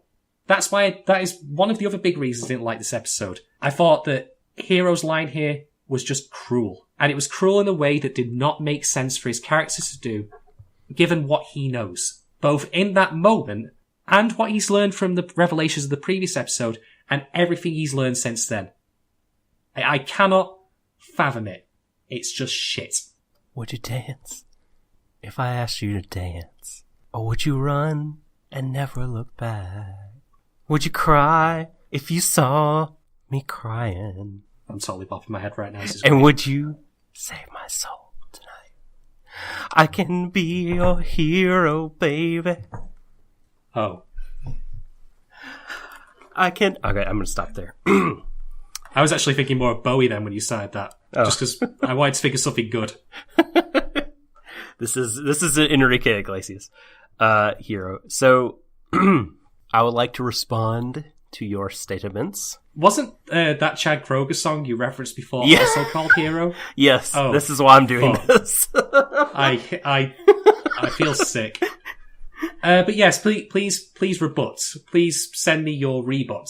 So I think it's a little bit mistaken and callous in some ways to think about the way Hiro should act in terms of some kind of calculus. Like, well, I like her more, so it's okay if she exhibits this horrible behavior to people I like less than her. But if she was doing it to people that I liked more, I did say that he shouldn't forgive her. I'm just saying it's that specific line. Right. Well, I guess I'm just talking in generalities. Don't mistake me here. She's not in the right to be doing any of this. She certainly didn't need to injure or start cackling like that. Again, I get why she's doing it. I don't approve of it. Yeah. I don't want to be mistaken on that fact. Yeah, so I mean, just because that he cares about her deeply, maybe in a different and stronger way, well, let's say different way than he cares about his nakama, some of his friends that he has grown up with, and he's had memories of them together taken away, but he still has some. And also I would argue that, like, based on psychology, that even if sort of you do your best to scrub memories out of a person, their effects linger in a lot of different ways. And so, just having said all that, I mean, I think that there's that happening. He sees what she's actually doing, which is cruel, which is violent, and probably upsets him greatly. And also, like 02, he probably has a lot of misdirected stress at not being able to see her, and that has been pent up in him. And, unfortunately, this very emotionally volatile scene is occasion for that to be let out, along with his reaction, his sort of total emotional, non-thinking reaction to what she's doing. And yeah, no, I mean, he shouldn't. That was a cruel thing that he said. But I think, sometimes We say shitty things to people we care about because we care about them. We're in these situations, these emotionally volatile situations, intimacy gone wrong and what have you. And we know things about them. Like, we know what hurts them. And so in our horrible, dark, weak moments, we go for those weak spots. It's a human and shitty thing. And I would not be, if this were real life, I wouldn't be sad if they didn't get back together. You know what I mean? But like, to me, his behavior isn't inscrutable. Like, I can kind of come up with a story in my head that makes sense, right, based on the evidence that I've had so far of why he did what he did. And I think pretty quickly he regrets it. Where he's weeping, not just at her leaving in the next scene, but I think because of what he said. And that was the effect it had on him. It had quite a profound impact on 02, as we'll see as well. But no, it was bad. It was real bad. It was a bad situation, and I loved the writing of it. That's why I thought it was great television. It was high drama. The episode, it kicked off strong, and it built up to this, and everyone's tension got let out. Shit was happening. This was not the familiar Franxx pattern. She turned heel, and so did he. And man, I just, emotions were running really, really high, and I do see where you're coming from, though, in terms of, like, you don't think that the situation merited him doing that. Like, you would want it to be like a sort of a deeper transgression to get that line out of him, but I would argue so. And I'm also just thinking also that this is immediately following the episode in which, again, he learns, bear in mind this does not excuse, but does explain. He learns about her history. I have to keep going back. She was tortured. He saw her being tortured. I do agree with you that this does happen with regular people. Indeed, perhaps maybe that's a point in the show's favour, that he's treating her as he would any other person who hurts him deeply. Damning with faint praise, we'll call that. Yeah, and I guess that's the point of argument. Like, did she wound him deeply enough, satisfactorily enough, or whatever, to elicit that reaction? And even just kind of voicing that argument makes me feel a little squicky. I'm like, whatever. Like, he was hurt, and he did a shitty thing because he's a kid, and some would argue a shitty kid. Oh, definitely. Don't forget what he did with Ichigo, and we've been through it. The list is as long as my arm at this point. Yeah, not fun to remember episode 2. No, absolutely not. So, we agree to disagree then in that case. I guess I'm not even sure what we're arguing. So your claim is that, like, it didn't feel natural and good. I don't think his response in that particular way. What happened deserved a response. It deserved she deserved chastising in some way. Yeah. But not such a specific phrase as to so deeply wound her like that. I don't think she deserved it. I don't think any of them deserved what happened to them in that moment. No, but that being said, that specific phrasing is so specific, it almost feels like it was intentional, like he thought about it. What's the best way I can hurt her? As opposed to just being an outburst. That the language of it is the thing I'm hung up on. Mm-hmm. And again, this is me speculating about the future, but I feel like, I said before about this feeling like a flattering thing towards its target audience of teenage boys. Mm-hmm. Maybe this is a really extreme reading here, and I'm not going to pretend this is necessarily true. But it wouldn't surprise me if some people took the lesson away from this when eventually they do hook back up, if they do.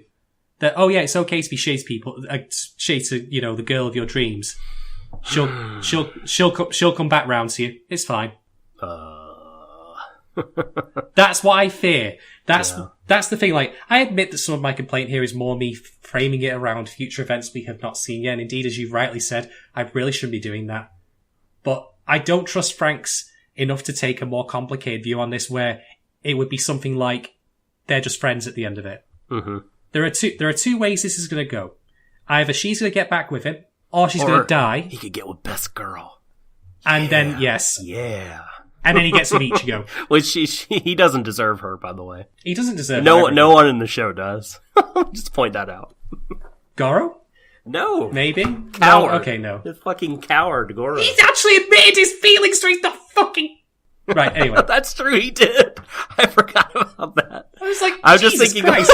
I'm just thinking about him looking at the floor of this episode, not wanting to have anything to do with... I wouldn't want to do this shit either, to be honest. I don't think that's cowardice. I think that's just saying, I can't deal with this crap. You're right. You're right. I'm being unfair to Goro. I just think, I don't know. She can aim higher than Goro, I think. Yeah. Not that he's particularly bad. He's not a... No, he's there. He's not a bad dude. He's just kind of meh. She'll get with him on the rebound when Hiro dies his tragic death. Tragic, quote unquote. Celebratory. I'll be happy with that. Okay, so that is... There are a couple of things happening at the end of the episode, of course. There is the best parts haven't even been talked about. Yeah, actually, I forgot about that. Okay, one thing to note. So Zero Two's handlers come and get her. Her horns are now huge. Yep, they are out. Yeah. So I actually thought to myself, thinking She's wearing about... the coat. The badass coat. She is. Yeah.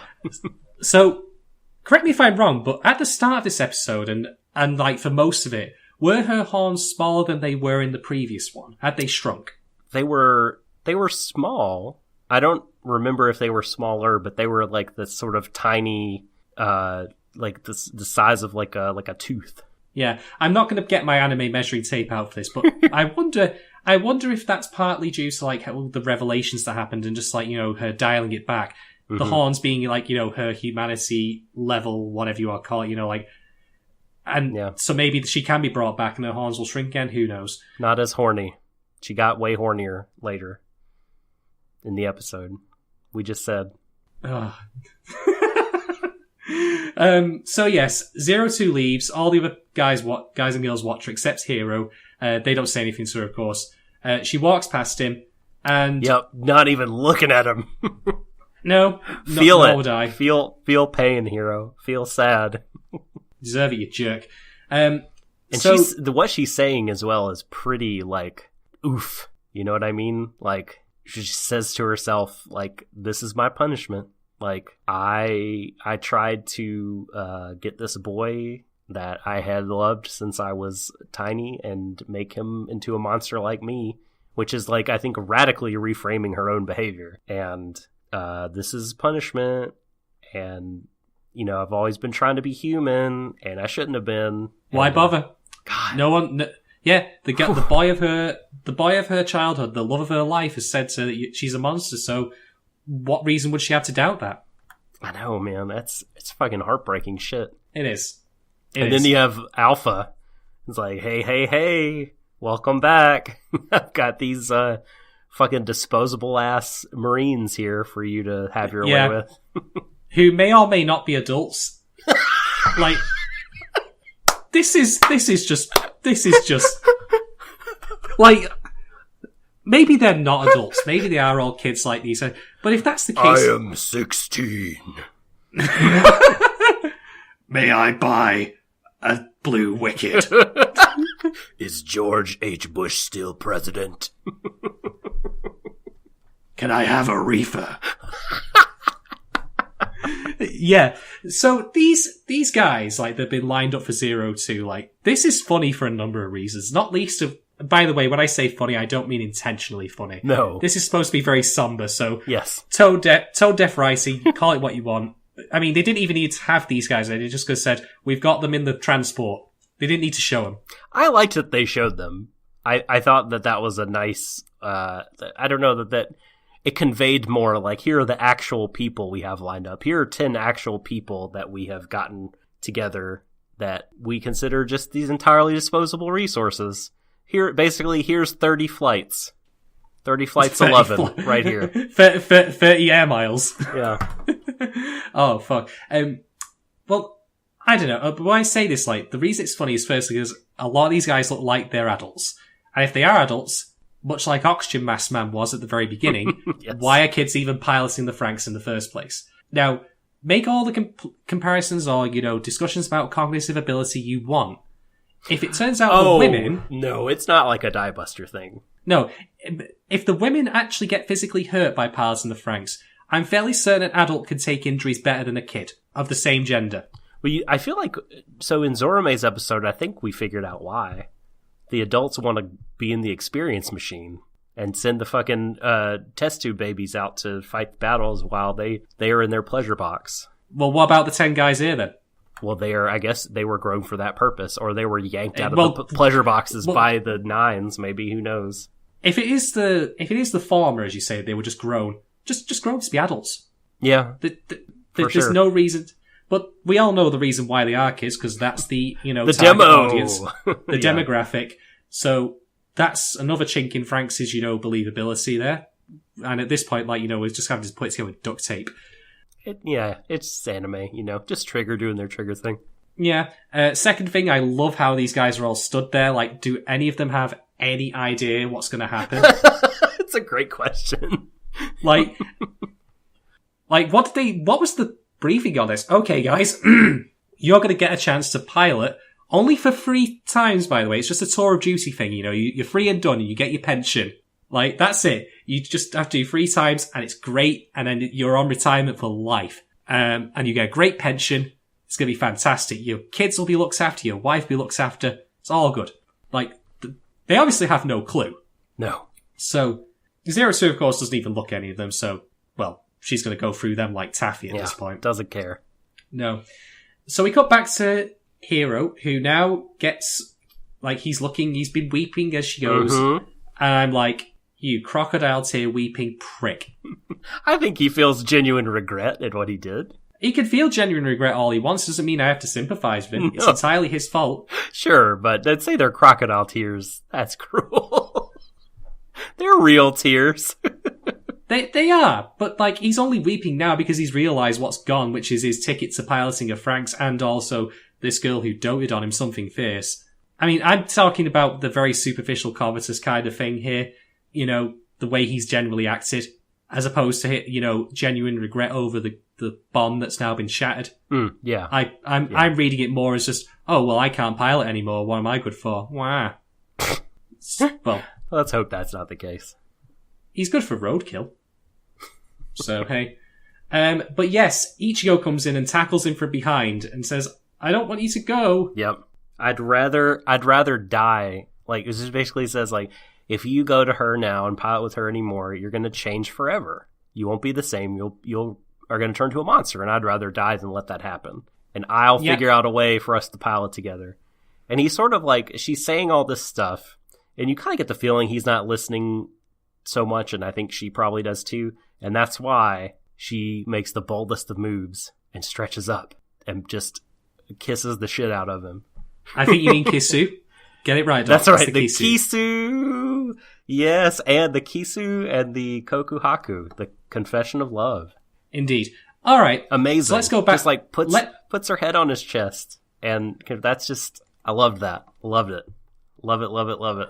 The world doesn't deserve Ichigo. No. Let's go back to that thing we said before about people hating on Ichigo. Here's the thing. Brother. I'm sure I've seen people say that she's a slut for doing this. Christ almighty, are you serious? I'm fairly certain that's been said. Come on. First off, my understanding of the word slut is generally speaking someone who gets around. That's not the case. I don't think. Also, I'm not even. Trust me, I've got plenty more to say. Yeah. Let me roll with this, right? Go. So first off, I don't think the term is accurate, even if it was, merited. Yeah. Secondly, let's again try and think about the line of reasoning here.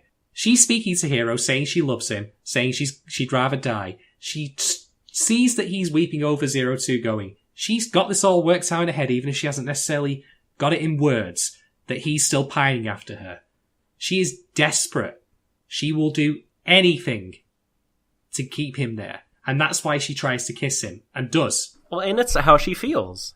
Yeah, and it's that as well. It is that as well. I mean, God knows I wouldn't do that for some people, like, just because... Imagine that, like, oh shit, I best just kiss them just to keep them here. Yeah. No, I'm just a pizza man. I was just giving you a Domino's. Oh, fuck. No tip necessary now, thank you. Oh, man. Does that relate back to your own experience of being a server? No. So, here's the thing, right? Again, you don't have to like what she's doing here. But I get it. The context is there for you to understand. Why are people mad? I think people are mad because of they feel like she's responsible for sending 02 away somehow. Or basically getting in the way or trying to interfere in these true... Christ. And, it's not even like she's, had any romantic anything with Goro. Goro just confessed to her, and then he also took it back. I mean, he didn't, he didn't really take it back. He's just like, look, don't worry about it. Let's just take it slow. You don't have to, respond or whatever. Let's just keep our relationship as you were. Nothing has to come of it. So, and that's true. That's true to life. It's the shippers. It's just people being shitty. It's people being shitty. Yeah. So that's the thing, though. People I've seen are just ignoring the context. And I'm like, don't be like Hero. Don't ignore the context of things that you know about and come to a bullshit conclusion, a bullshit course of action. You don't have to like what Ichigo does here, but there's no excuse for not understanding why. Mm-hmm. This is very plain. It's very obvious. It's so obvious that Hero doesn't even reciprocate the kiss, really. He doesn't, grab her by the face. He's confused by it. That's how prompt, that's how sudden it was that she just thought... Does he try to pull away? And she's like, nope. I don't remember. I don't know. But, that's not even the proper use of the term slut. Look... Definitionally. That's why I said, come up with a better insult. Even... Whether or not you... fuck, man. Who even... Let's move on. Yeah. And then poor Goro. Just passing by, looks out the door and sees the kiss and sees the, she's saying, oh, I don't regret our kiss earlier. So at that point, didn't she... I guess this was, episode 9 was their episode, if I'm remembering correctly. Wasn't there some sort of conversation they had... And then she said that she hadn't kissed anyone or something like that. Maybe that's where the whole slut comment is coming from. But it's also stupid and incorrect, even if that's the case. Yeah. It's her own fucking feelings and, her own relationships. It's not... Now, I am saying she definitely isn't a gold digger. Let's put it that way. Right. And after that, the episode's done. That's it. Yeah. Woo. What an episode. Yeah. It brought out some strong feelings in people. Everyone. Sure. Me and you included. Yeah. I'm just going to say, having actually thrashed this out in detail, I'm warmer on the episode now than I was originally. Although I am still very, very cold, in particular to Hero's actions in this. I think that there is, again, no reason he shouldn't have told Ichigo when he had the chance about his 02's past, and I certainly don't think that his insult, specific as it was anything other than an act of callous cruelty that doesn't make sense to me personally. But much as Doc disagrees, you are all free to disagree as well. I'm just going to circle back to what I said at the very beginning of this cast before we go into rating this episode, which is that this is a controversial episode. There is drama in this and a lot of emotion, and I don't think a lot of it is deserved personally, but that doesn't mean that other people feel the same way. And I'm more than happy to engage with people and discuss with them why they feel that way. Let's actually have a talk about this. Let's discuss this controversy. Let's actually get some value out of this show, because that's the beauty and the joy of critical discourse. It is intellectually fulfilling to do so. So, all I ask is that going forward, if you've listened to us so far and enjoyed what we talked about, there are probably going to be, I would say, more heavy moments in Franxx that will probably rub people the wrong way. I'm certain there are going to be certainly more that will rub me the wrong way. All I ask is that you consider the context as best you can and just take a level head to it and don't be shitty to people when we go forward. Let's make a positive thing out of this. I want to keep doing Franxx because now, more than anything, I realise we need a counter-narrative to this kind of shit that's been going on elsewhere. So, I'll be there at the forefront banging my drum. I'll be complaining about the show constantly, no doubt. But I will give it its fair shake, and I will also readily and happily let other people have a fair shake of their opinions and accept that, they have genuine reasons to feel that way. And also, I certainly won't be shitty to the people who made the show. But that's very fucking easy. That's that's not even a thing that should be difficult. That's the lowest of bars to clear. With that closing amble out of the way, I will rate this episode 2.5 badly sliced apples out of 5. I would have actually raised it significantly higher if they had given me better context and better reasoning for Hiro's decisions. They could have written it all away. They could have hand-waved all of the problems of this episode away with a rewrite of this script. But it is what it is to me. I didn't care for it, but there was certainly a lot to appreciate in it, particularly again in its direction and its technical aspects. Let's just hope that it plays out in a way that doesn't ultimately, as I say, lead to lessons like you can be shitty to your girl of your dreams and she'll just come boomeranging back to you anyway, or turn out to be really cliched. One can hope.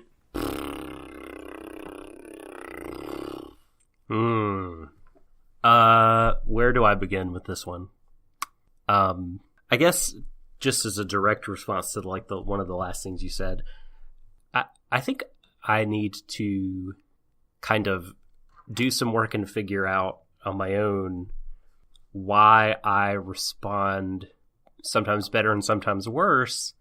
I need to compare different cases to sort of people acting, characters in shows acting in certain ways. Because like at times, you know, even if I can't draw a line of motivation that makes sense to me, like it doesn't bother me, like I am not one to use that as a litmus test. Most of the time, I think. But then again, I'm sure that I can think of some times where I get frustrated at a show because, like, why are the characters acting this way? They're not acting like people. If it happens consistently, I think I have that problem to some degree with the original Mobile Suit Gundam, which is a thing that I love dearly, but sometimes the character dynamics just like are head scratchers to me.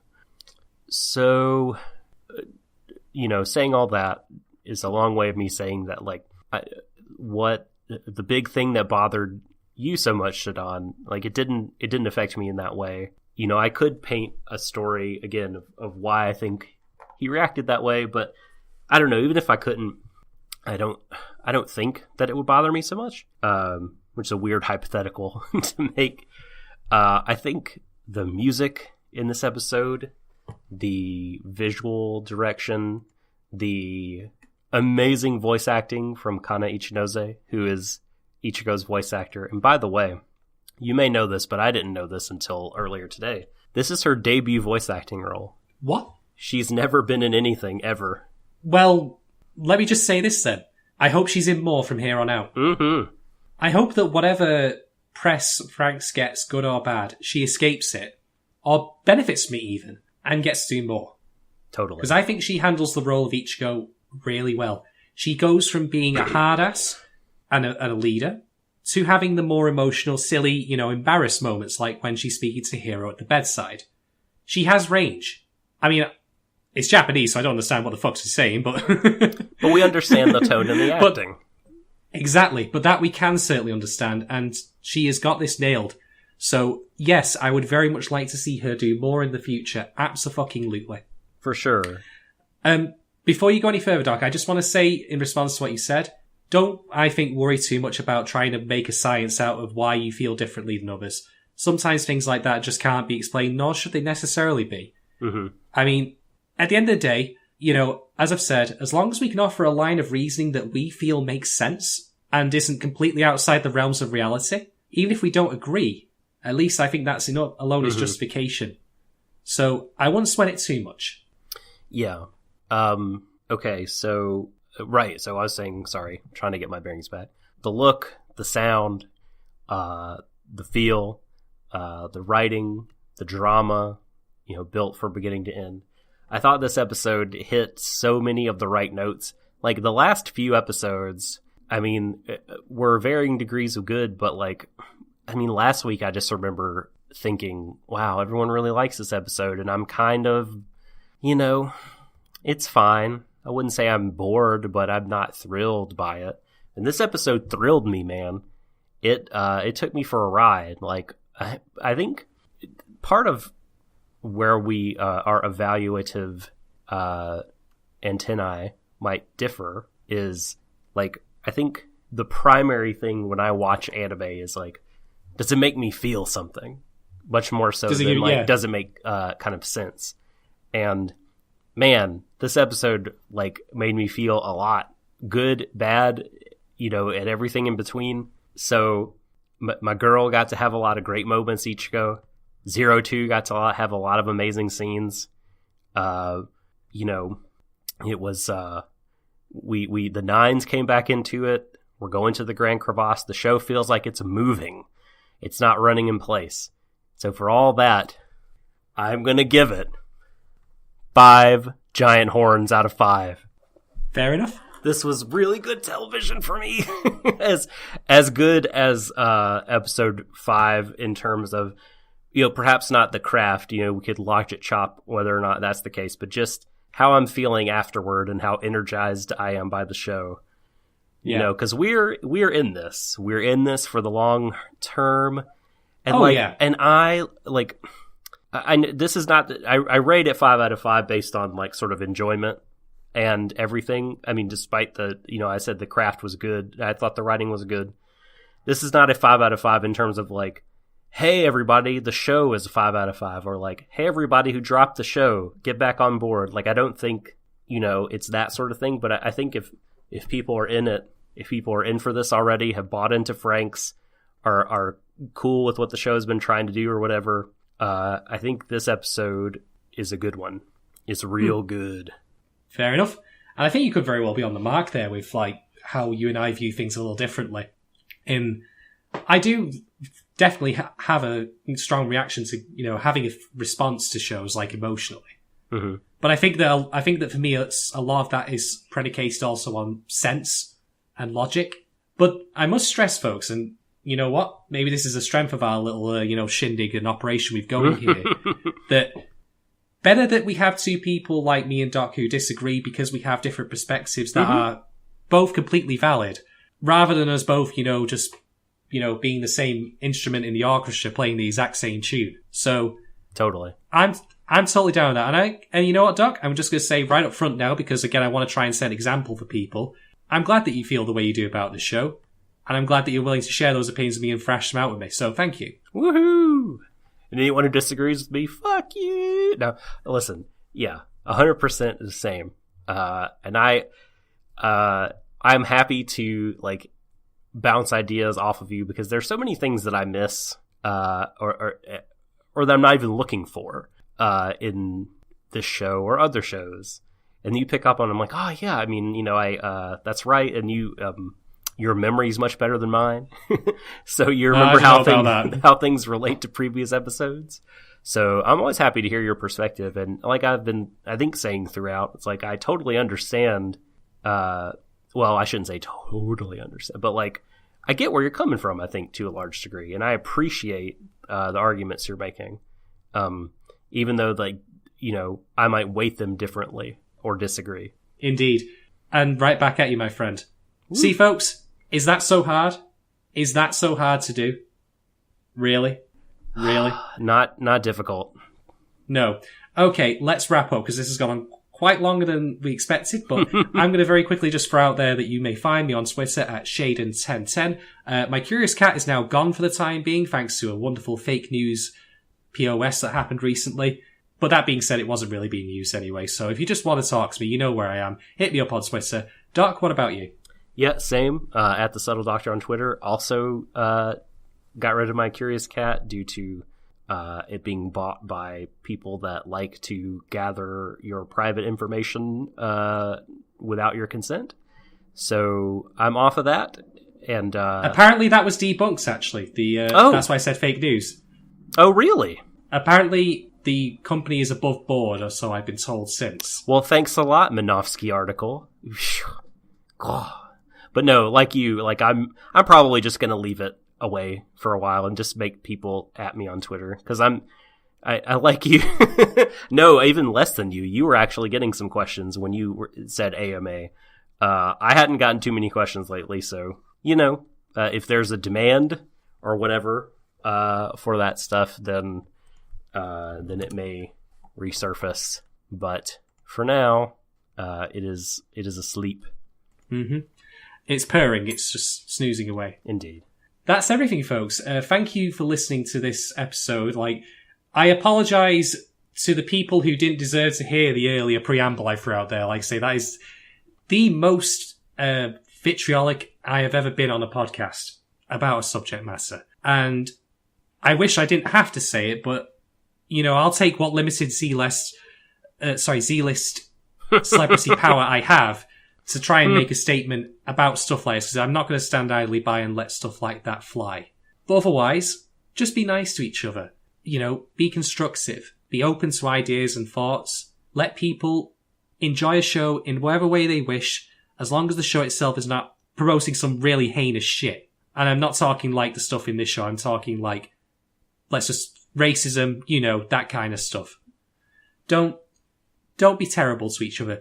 Be good to each other. In fact, embrace each other, everyone, to the ends of the universe. Wow.